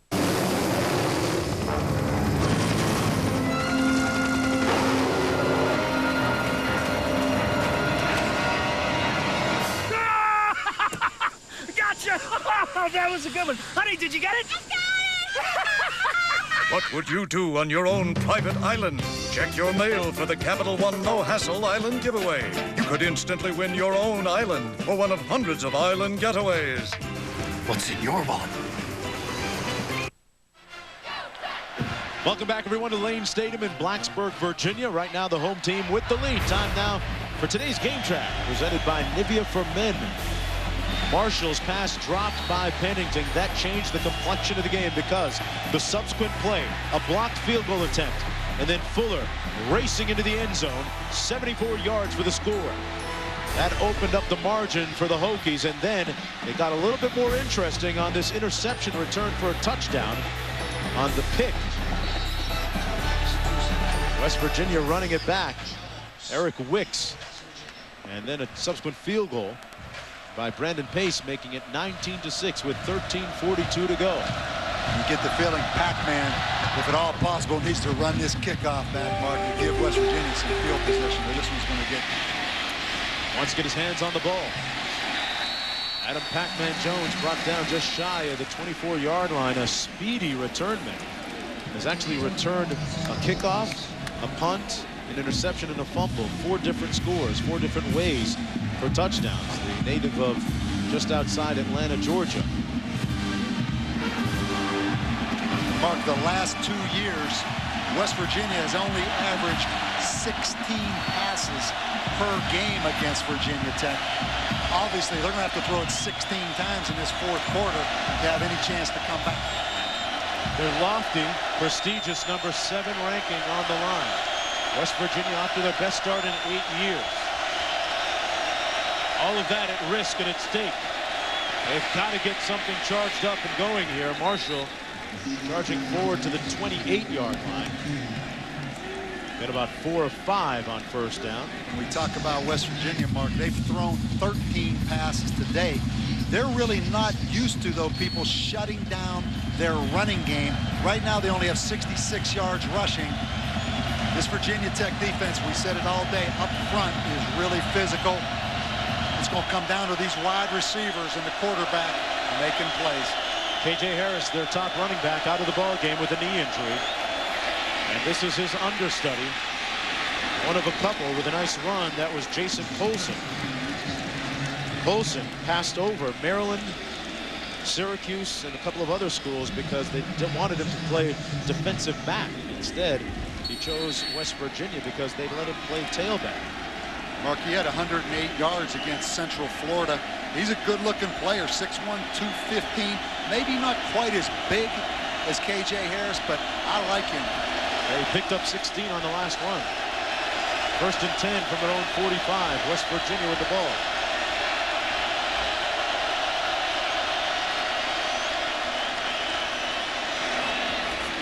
Complete to the aforementioned Colson out of the backfield that time. Got about 9. Stopped up immediately by Jimmy Williams. Williams in on the tackle for the Hokies. A Hokie defense that has been stout, impregnable, penetrable for most of the game. They haven't given up a touchdown. Okay. Does that mean they've played good defense? You sure you can say that again? Put it in coach's terms for me right there. That means their front's been pretty aggressive. They've been good, Bob. They've been bringing it. 2nd down and 1. Direct snap and a direct run by Marshall. He could go. Rasheed Marshall. Don't go anywhere. Touchdown, Mountaineers. Mark, forget about throwing it 16 times in the 4th quarter to win. Run the quarterback draw. Rasheed Marshall takes it to the house. Just when it seemed like that defense of the Hokies had figured out totally Rasheed Marshall and the offense, they give up a big touchdown. Mark, this is predetermined. Brian Wright, the tailback, gets a little block right there. And then downfield, Eddie Jackson's going to get a block. But how about on 2nd and 1, a quarterback draw out of the spread offense makes this a 19-13 game. His 22nd career rushing touchdown, his 2nd this season. It's just a 6-point margin right now. Rasheed Marshall, the senior, growing. He's really evolved into a great player. Can inspiration make the town and country even more amazing? Yes. Will it let you travel in luxury and style? Sure. Can it find a place for everything and put everything in its place? As the only minivan with stow-and-go seating and storage? Of course. the amazing new Chrysler Town & Country, starting at $21,185. Chrysler, inspiration comes standard. Stuart Scott and the gang recap the NFL weekend and get you ready for Monday Night Football on Monday Night Countdown, presented by UPS, 7:30 Eastern on...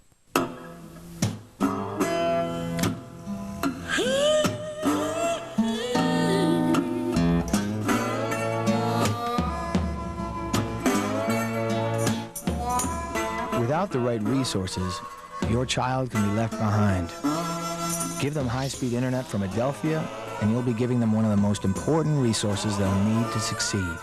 Call Adelphia today for special savings on high-speed internet. Call now. Thank you. Oh, come on. Frank! What? Ma. I moved yesterday. Some old guy just spilled his drink everywhere. What do you do that for? I don't know. You gotta charge him for a new one. I know.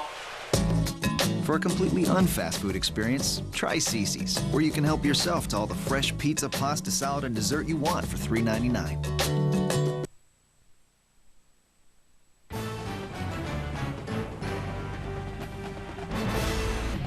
ESPN's College Football Saturday is presented by Crestor.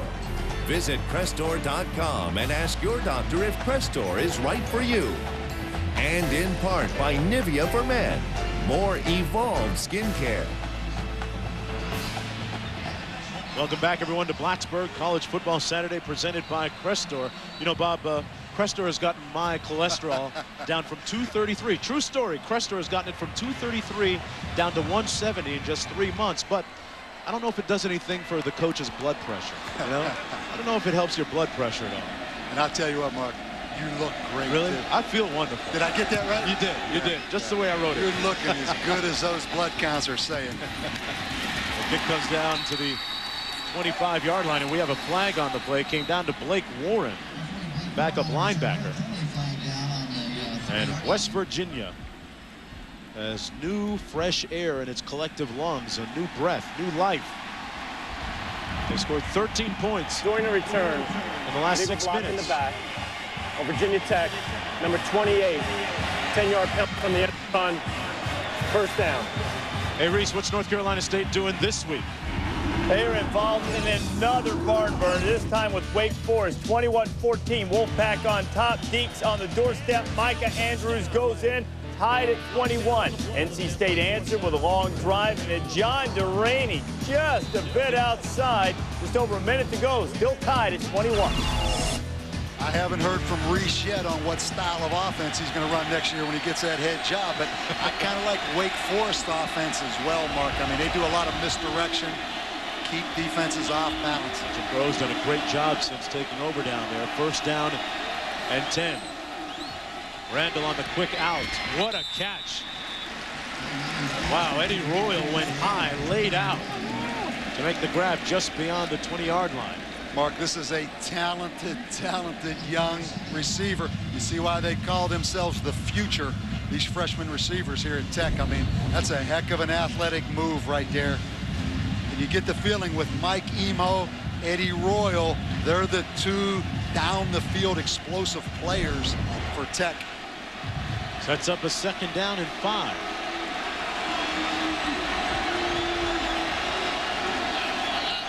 Randall checking them into a play. Two tight end formation. The toss into the boundary. It's Emo. Nothing doing. Nice play. Read well by Scott Jerko, our Applebee's hometown hero. And it's amazing how an offensive play, the quarterback draw, energizes an entire football team. All of a sudden, this West Virginia defense, because it's a 19-13 game, isn't nearly as tired as they were a series ago, Mark. There's your hometown hero. Ooh. Little face mask almost. Ooh. Referee was right there. That. Third down and 7. Interesting call right here. I mean, obviously a lot of confidence in your senior quarterback, but he has made some mistakes for Virginia Tech. Got to get to the 26. In the flat for Emo, incomplete, and he heard footsteps that time. Perhaps losing a little bit of concentration. And it's 4th down Frank Beamer's crew will have to punt. And the 5,000 or so fans that have made the 4-hour trip from Morgantown showing their appreciation for the Mountaineer defense. You're right, and you said it. I think Mike Emo maybe looked up a little bit. It may be back to the die hit earlier in the game, but he took his eyes off that football a little bit, and all of a sudden now, momentum has definitely switched. Pac-Man Jones back for the punt return. A low line drive by Vinny. A flag down, and Pac-Man's going to be brought down to the 43. Go north and south, Pac-Man. Go north and south. Is that a case of maybe trying to do too much, Bob? Mark, no question. I mean, those blockers on that return, all of a sudden the clip was set up, or the block in the back was set up because he didn't hit the alley. He had a chance to go north and south right there and gain some yards. I talked to Pac-Man about his technique because he's run so many back for punts and kickoffs back. Holding during the return, West Virginia, number 28, 10 yards from the end of the run, first down. Pac-Man told me yesterday, what's the key for you? He said that I try never to let anybody get a clear shot on me, and he's got a good deal of speed, Bob. He ran a 10.4 in high school in the 100 meters. But of course, going north-south was paramount on this one. Mark, you're right. Pac-Man trying to make a play generates a negative play, and all of a sudden the field position swings back a little bit to help Virginia Tech. He's not broken loose returning the ball, but he does have an interception. Mark, ACC versus Big East, two border rivals, the 7th-ranked team in the country. It's going to be a great finish right here. Here we go. 9:56 left. And you notice West Virginia has started to spread them out a little bit more, Mark, with the 4 wide receiver sets to kind of minimize that aggressive front of Virginia Tech. Marshall on another predetermined quarterback run. Crossing the 40 to about the 41, maybe 3 yards. It'll be 2nd down and 7. Marshall scoring on their last series from 46 yards out on a career-long run into the end zone. Rasheed Marshall, the 6'1" senior from Pittsburgh. Sometimes mistaken for professional basketball player LeBron James. There are some people that feel they look alike walking around amongst those Morgantown fans there. He's been stopped and said, hey, LeBron, can I get your autograph? And don't forget Charles Hales, Mark, a quarterback. The second-team quarterback is one of their wide receivers in this 4 wide receiver set. 2nd and 7. Marshall wisely runs out of bounds at the 38. He had absolutely nowhere to go. All his receivers covered downfield, especially Chris Henry. 9:08 to go in the 4th.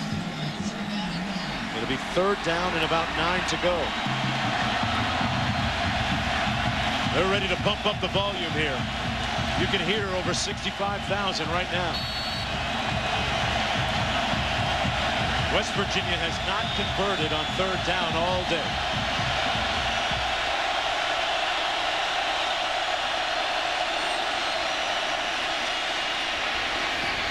And they won't do it again. James Griffin with the stop. It'll be 4th down for the Mountaineer offense.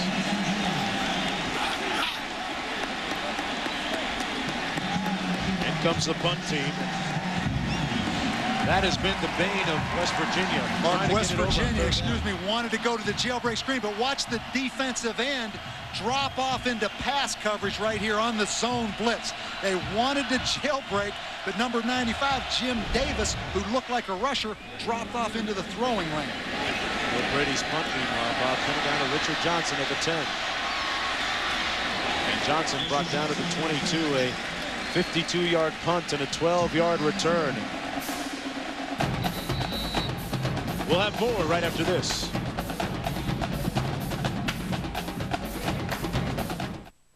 Will Bill Callahan's West Coast offense resurrect the Cornhuskers? Does a condor rise from his own ashes?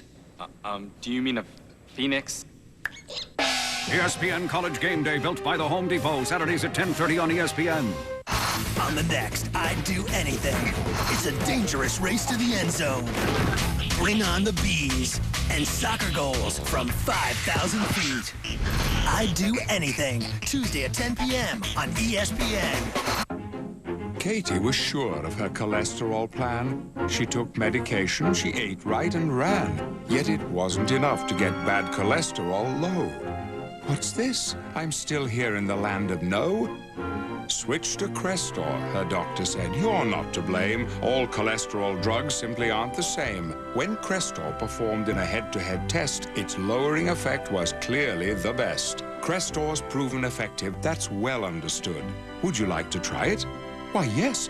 Yes, I would. Ask your doctor about Crestor. Crestor is not for everyone, including people with liver disease and women who are nursing, pregnant, or may become pregnant. Simple blood tests are needed to check for liver problems. Tell your doctor about other medications you are taking, or if you experience muscle pain or weakness, as they may be a sign of serious side effects. Since Katie switched to Crestor, her cholesterol's much less. With Crestor and diet, it's the land of success. Get your free trial today and you just might declare, I'm a Crestor success. Now you're getting somewhere.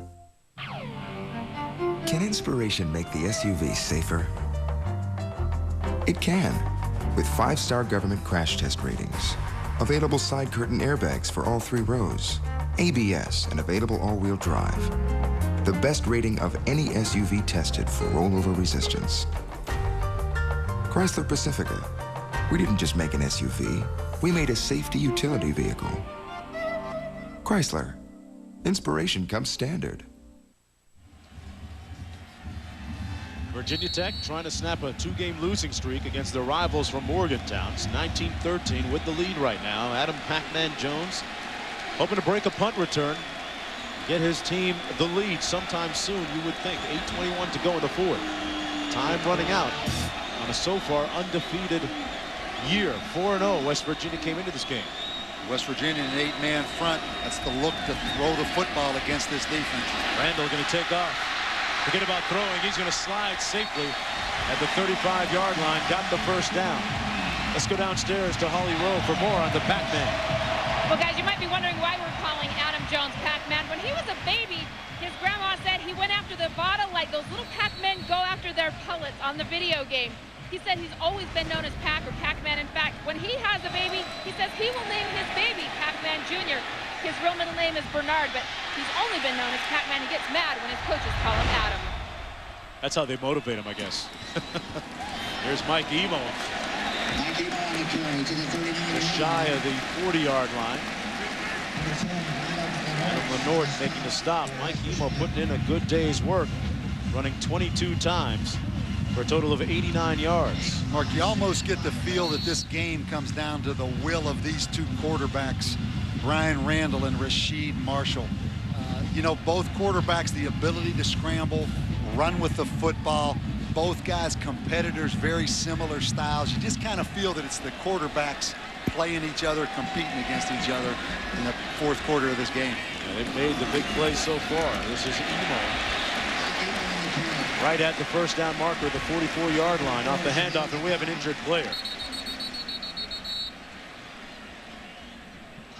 Number 52, Jimmy Martin, the 6'5" junior. The starting left tackle limping off the field. Nice to see him get up. The offensive line should be given a lot of credit this week for the job they've done up front with the success of Emo.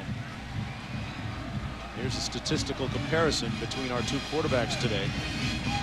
But the big one that jumps off the page at you is that one touchdown, a 46-yard scamper by Marshall to bring West Virginia within 6 points. And that's where we are right now with 7:07 to go in the fourth quarter. I'm Mark Jones along with Bob Rowe. Holly Rowe down to the Bob Rowe. That would be Bob Davey and Holly Rowe down to the field. 7:07 to go as they're going to measure now for the first down.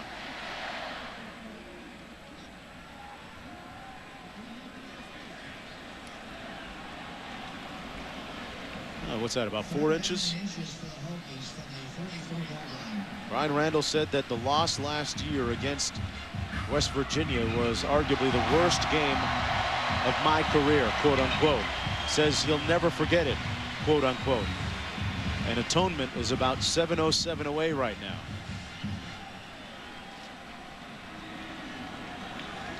Ball on the 34. Mark, you always worry on defense of selling out on these short yardage situations, and all of a sudden the back pops one. But right here, they're just going to go with the quarterback sneak. Randall got it. Got up to the 45, well beyond the first down marker. And they're going to move the chains. Randall, a talented athlete, mentioned that he played on the basketball team last year, says he won't play this year. And it is a first down. Let's go back to Reese in the studio. Guys, last year Florida had a 33-7 lead on Arkansas in the fourth quarter, had to hang on to win 33-28. I mentioned that because with this Matt Jones to Marcus Monk touchdown, the Hogs have come back from 38-7 down with 1 minute left in the third quarter. It's 38-30, and Arkansas has the ball. Hey, Reese, anyone with the initials M. Jones, you know they can play. First down and 10.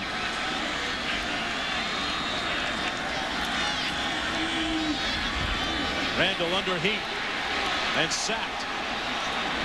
They're going to call it grounding. Dykes was there to make the sack. Mark, they may get a face mask on this.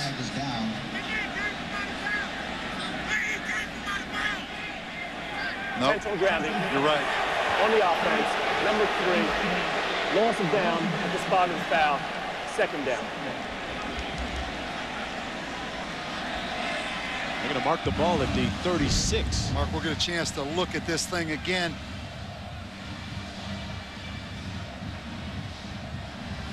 Look both ways, both sides. Nobody there. I think a good call, Mark. Sets up a second down and 19 as a result. And he was outside the tackle box, but that throw never went beyond the line of scrimmage. So you are allowed to down the ball if you're the quarterback or throw it away if you're outside the tackle box, but must make it to the line of scrimmage. And he's sacked again. Back at the 32. Boo McLean. With 6:16 to go. And Randall comes up a little limp. It's third down and about 24 to go now. And this is where field position is really going to be important if they have to force them to punt. Mark, we go back and look at this situation right here. I mean, the ball actually hit the defensive player from West Virginia. So I'm sure if you're Frank Beamer right there, obviously his intention was to maybe throw that football to the line of scrimmage. Now, if his helmet hits it out, is that a fumble? Could have been a fumble. If we look at that again, that would be, if you're Rich Rodriguez, you're looking at it from that perspective. Yeah, but this isn't the Big Ten, so let's forget about the instant replay. From our angle, it appeared as if Randall threw it at the time, but from that angle, the guy's helmet obviously knocked it loose. And Mark, I could see if you were the referee behind there trying to make that call, Randall's arm was, in my opinion, going forward. Bottom line, I like the call. I don't think that should be called a fumble. I'm with you on that one.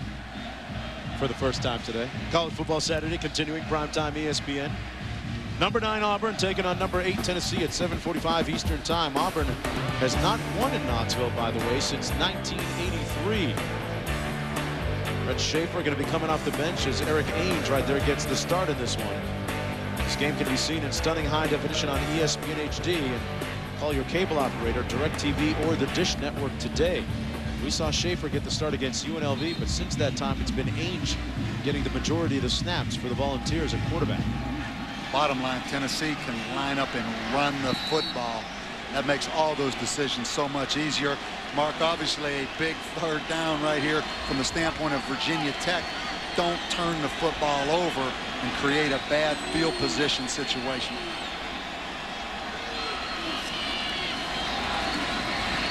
Randall under heat again. Emo in space. Emo got some of the yardage back out to the 48-yard line, but about 7 yards short of the first down. That gets him a little bit better field position. But it's fourth down, and Pac-Man Jones walking back to get this punt now for West Virginia. And Mark, we've talked about the struggles of Vinnie Burns, Virginia Tech's punter. Now his first one of the day went for just 11 yards. but their deep snapper, number 62, I'm going to say this again, Travis Conway, deep snappers don't get much pub, but this guy has as much velocity on these deep snaps as anyone I've seen. Burns standing on his own 32. Pac-Man back at his own 12. Burns gets off one of his better efforts of the day. Nice punt at the 9. Pac-Man on the loose. Hand walking his way down to the 32-yard line. Marky is fun to watch now. You can sense the people collectively holding their breath as Pac-Man, with a nice return on that 46-yard punt, he ran it back 23 yards. That time, Pac-Man did go north and south, Mark. He had a little shake to him, but he basically stayed on course, getting vertical up the field. Rasheed Marshall going to come back on to take the reins of this offense as they start from their own 32. And Pac-Man, Adam Jones, is shaken up at the 34-yard line. Started limping a little bit after that punt return. West Virginia, meanwhile, with 3 timeouts remaining. Virginia Tech with 1. And Mark, you get the feeling right here as we look at this. That says 7 right there.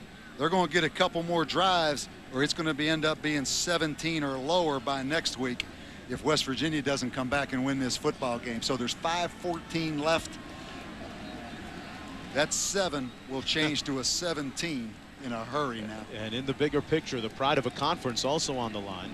West Virginia out of the Big East. Conference that has been under the microscope, a lot of scrutiny because of some high-profile defections.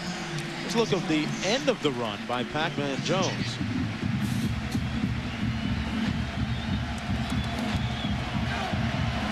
Started to walk off and then took a knee as he left the field.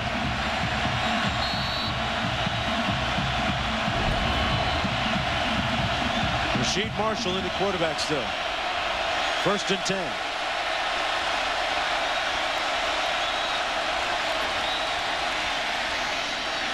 Marshall incomplete. Had a man at midfield. That's Charles Hales. It'll be 2nd down and 10. Again, West Virginia going with the 4 wide attack now, Mark, to spread Virginia Tech out, throw the football.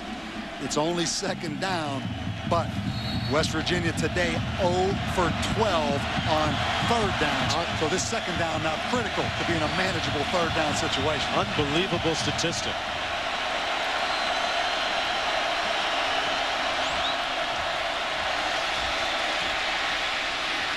Marshall incomplete. Into and out of the hands of his intended receiver. Number 6, Eddie Jackson. It'll be 3rd down and 10. And Bob, you just said what they've done today on 3rd downs. They have not converted all day. Marshall remembers a couple years ago when they defeated Virginia Tech. 2002. It was a pivotal point for the program. And in many ways, so is this game. That says it all. 0 for 12, 3rd and 10. Keep Rashad Marshall in the pocket if you're Virginia Tech. Don't let him scramble around and make a throw on the run. Make him stay between the tackles to throw this football. Got to get to the 42. Trying to get a block. Henry, poor choice. It's the north-south that counts, not the east-west. The ball's going to be marked at the 35. 4th down. And you get the feeling that if Chris Henry would have got up the field vertical a little more, Rich Rodriguez may have gone for it on 4th down, Mark, but obviously 4th and 7, he has no choice right here but to punt the football. See if Virginia Tech comes after him. They don't. They set up a return. Richard Johnson back at his own 25. Johnson returns at 7 yards on the 41-yard punt. Rich Rodriguez trying to stave off their first loss of the season. Could it be 420 away? We'll find out.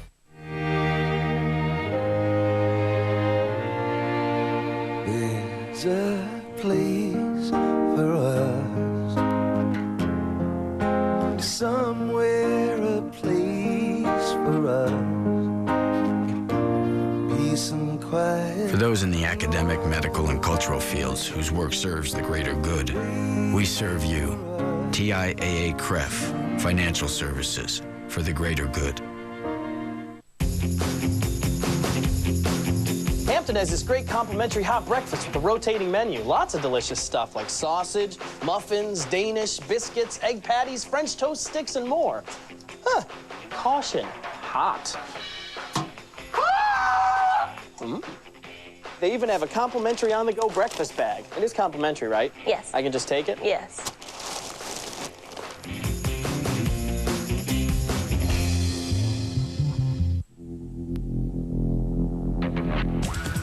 The Cooper Xeon 2XS Ultra High Performance Tire.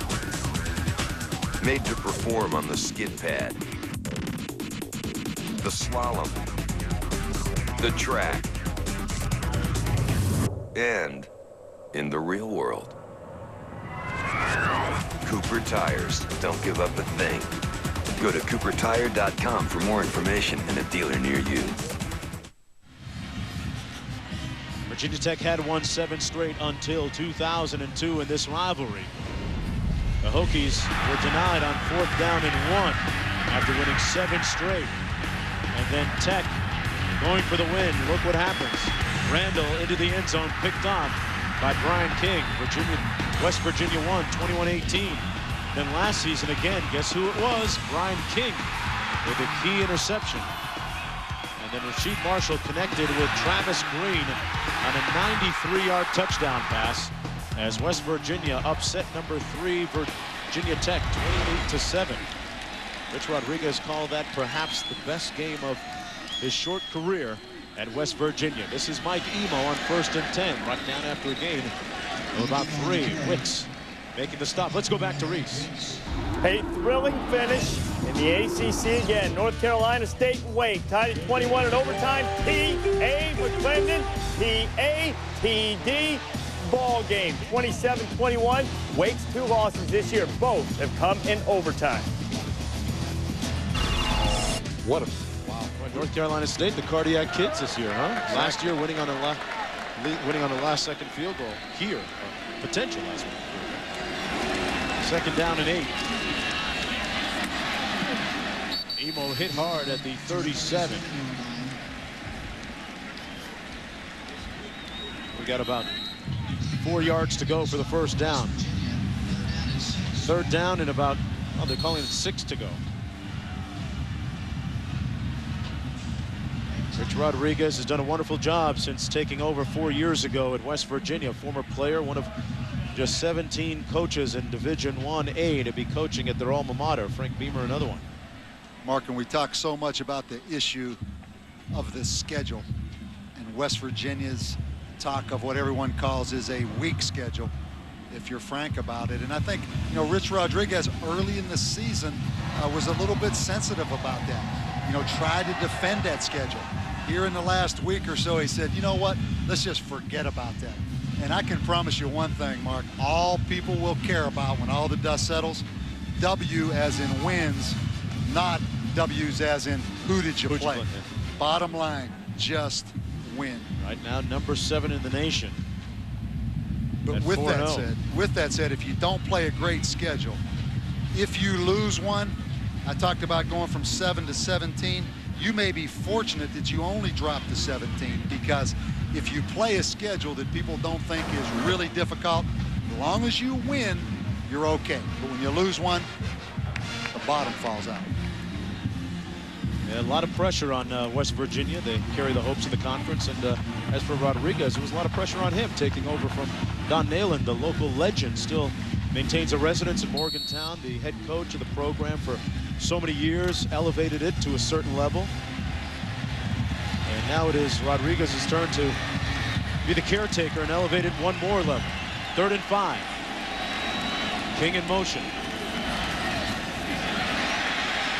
Randall, nice little touch pass, complete to King for the 1st down at the 45. A key play for Virginia Tech. Big time play right there by the quarterback, Mark. West Virginia did an excellent job of containing the bootleg. And then you're going to watch Brian Randall right here create and make the play to the big tight end, Jeff King. I mean, That was a huge play on 3rd down and 5 right there. King, the former basketball player, heck of an athlete. And now West Virginia, Mark, will have to use their 2 timeouts here on defense. Single back set. Mike Emo having a career day on the ground. Tough sledding between the tackles. Hey, the little guy told me yesterday during walkthrough that he can slam dunk a basketball. I don't call foul on that statement. Or that headgear. Don't forget, coming up next on ESPN, it's College Game Day Scoreboard, presented by Acura with Reese Davis, my main man Alberts, and Mark May. Also tune into ESPN News for post-game extra, more coverage and reaction from today's game. 2nd down and 4. So you and Trev now are really partners, really tight, right? That's my man. Yeah, I had my back. I got you. Saw it through my way. 2nd and 4. Emo cutting it back again. Down to the 44, and it's going to be very difficult for West Virginia to stay unbeaten after that 1st down. Good ball security by Emo, too. That's Mike Emo's first 100-plus yard game rushing of his career. And I'll tell you what, Mark, you see the West Virginia fans here. This was our 2nd week here at Virginia Tech in a row.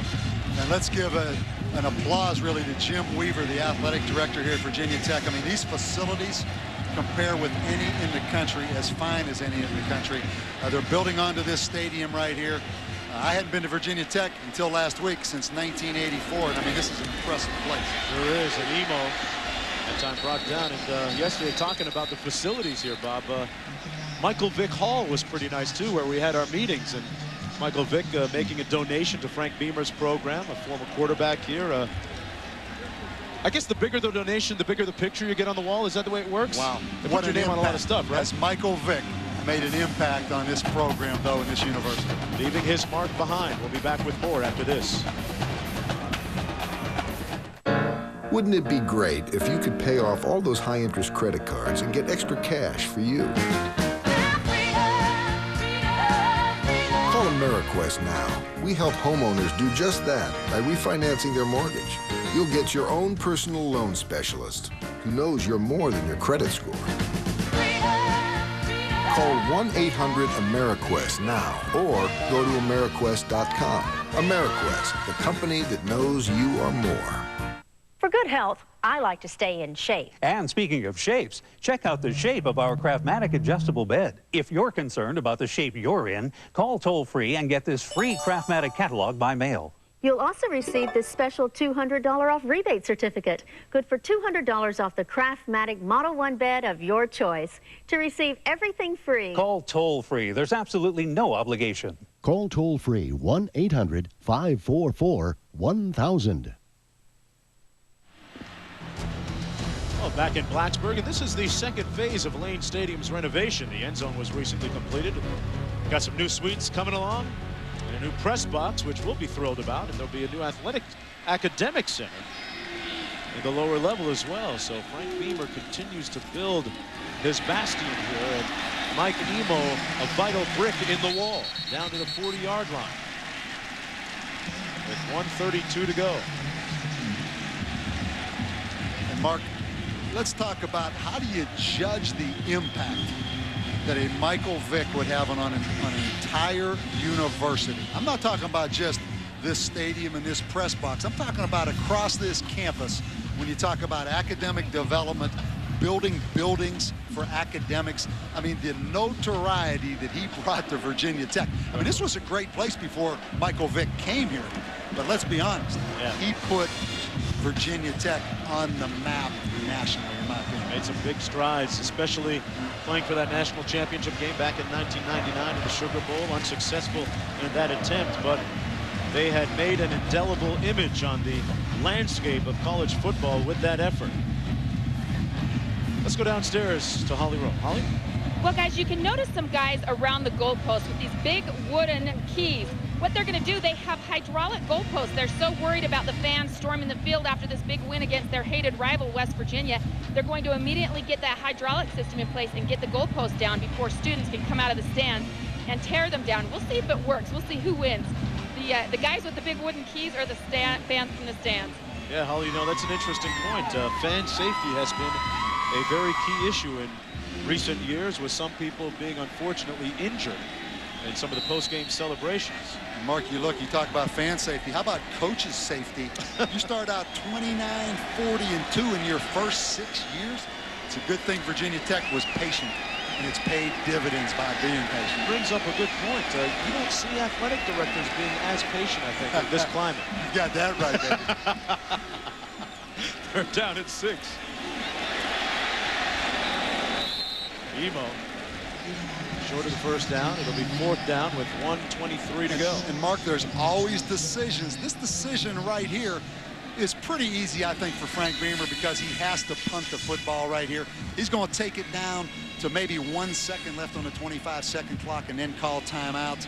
He actually could let the 25-second clock run out and lose 5 yards. But, you know, these situations late in the game, obviously the risk of a block punt, your punter's struggling. But again, I go back to this deep snapper for Virginia Tech, Mark. You're not going to get him any block with the velocity he has. Travis Conway gets it back to Vinnie Burns, and Burns hangs it high inside the 20. Pac-Man trying to take it on the run, but instead it'll be down at about the 12-yard line.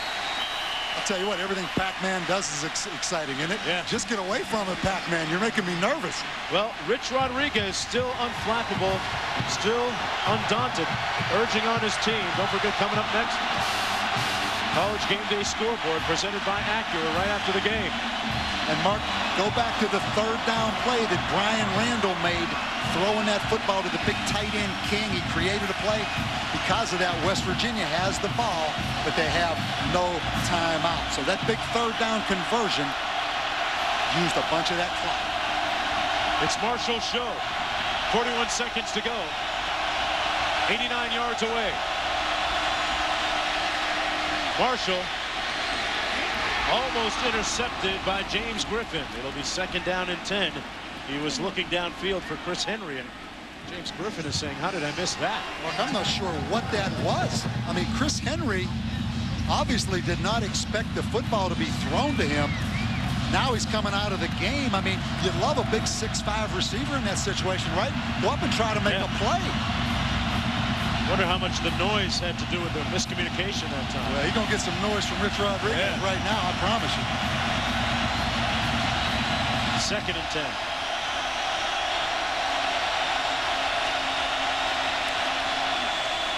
There's the quarterback. Double reverse. Double pass. Hales. Oh! What a catch by Henry. Actually, that's Jackson down to the 43. Mark, how about that catch by big Eddie Jackson right there? And there's a flag down, and now they pick it up at the 2-yard line. There was a flag scooped up by the official back at the 2.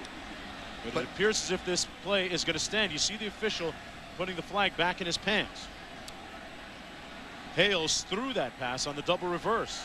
Again, Mark. Roughing the passer on the defense. Number 55. 15 yards from the end of the run. 1st down. Wow. What about that? Wow. So Frank Beamer's collar gets a little tighter. Let's go back and set the stage. 0 timeouts for West Virginia. We're going to see the roughing the passer right here. It was probably 55, Darryl Tapp. Marshall spikes it. They're out of timeouts. West Virginia with no timeouts remaining. Virginia Tech with 1.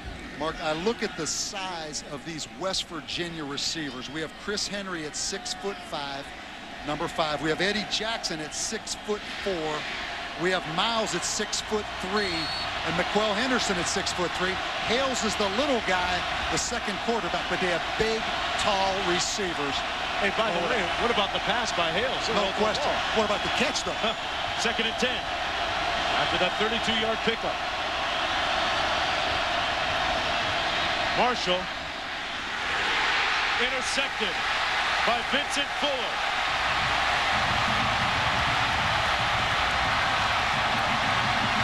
Mark, I believe that route was supposed to have been adjusted, and the receiver was supposed to run to the post.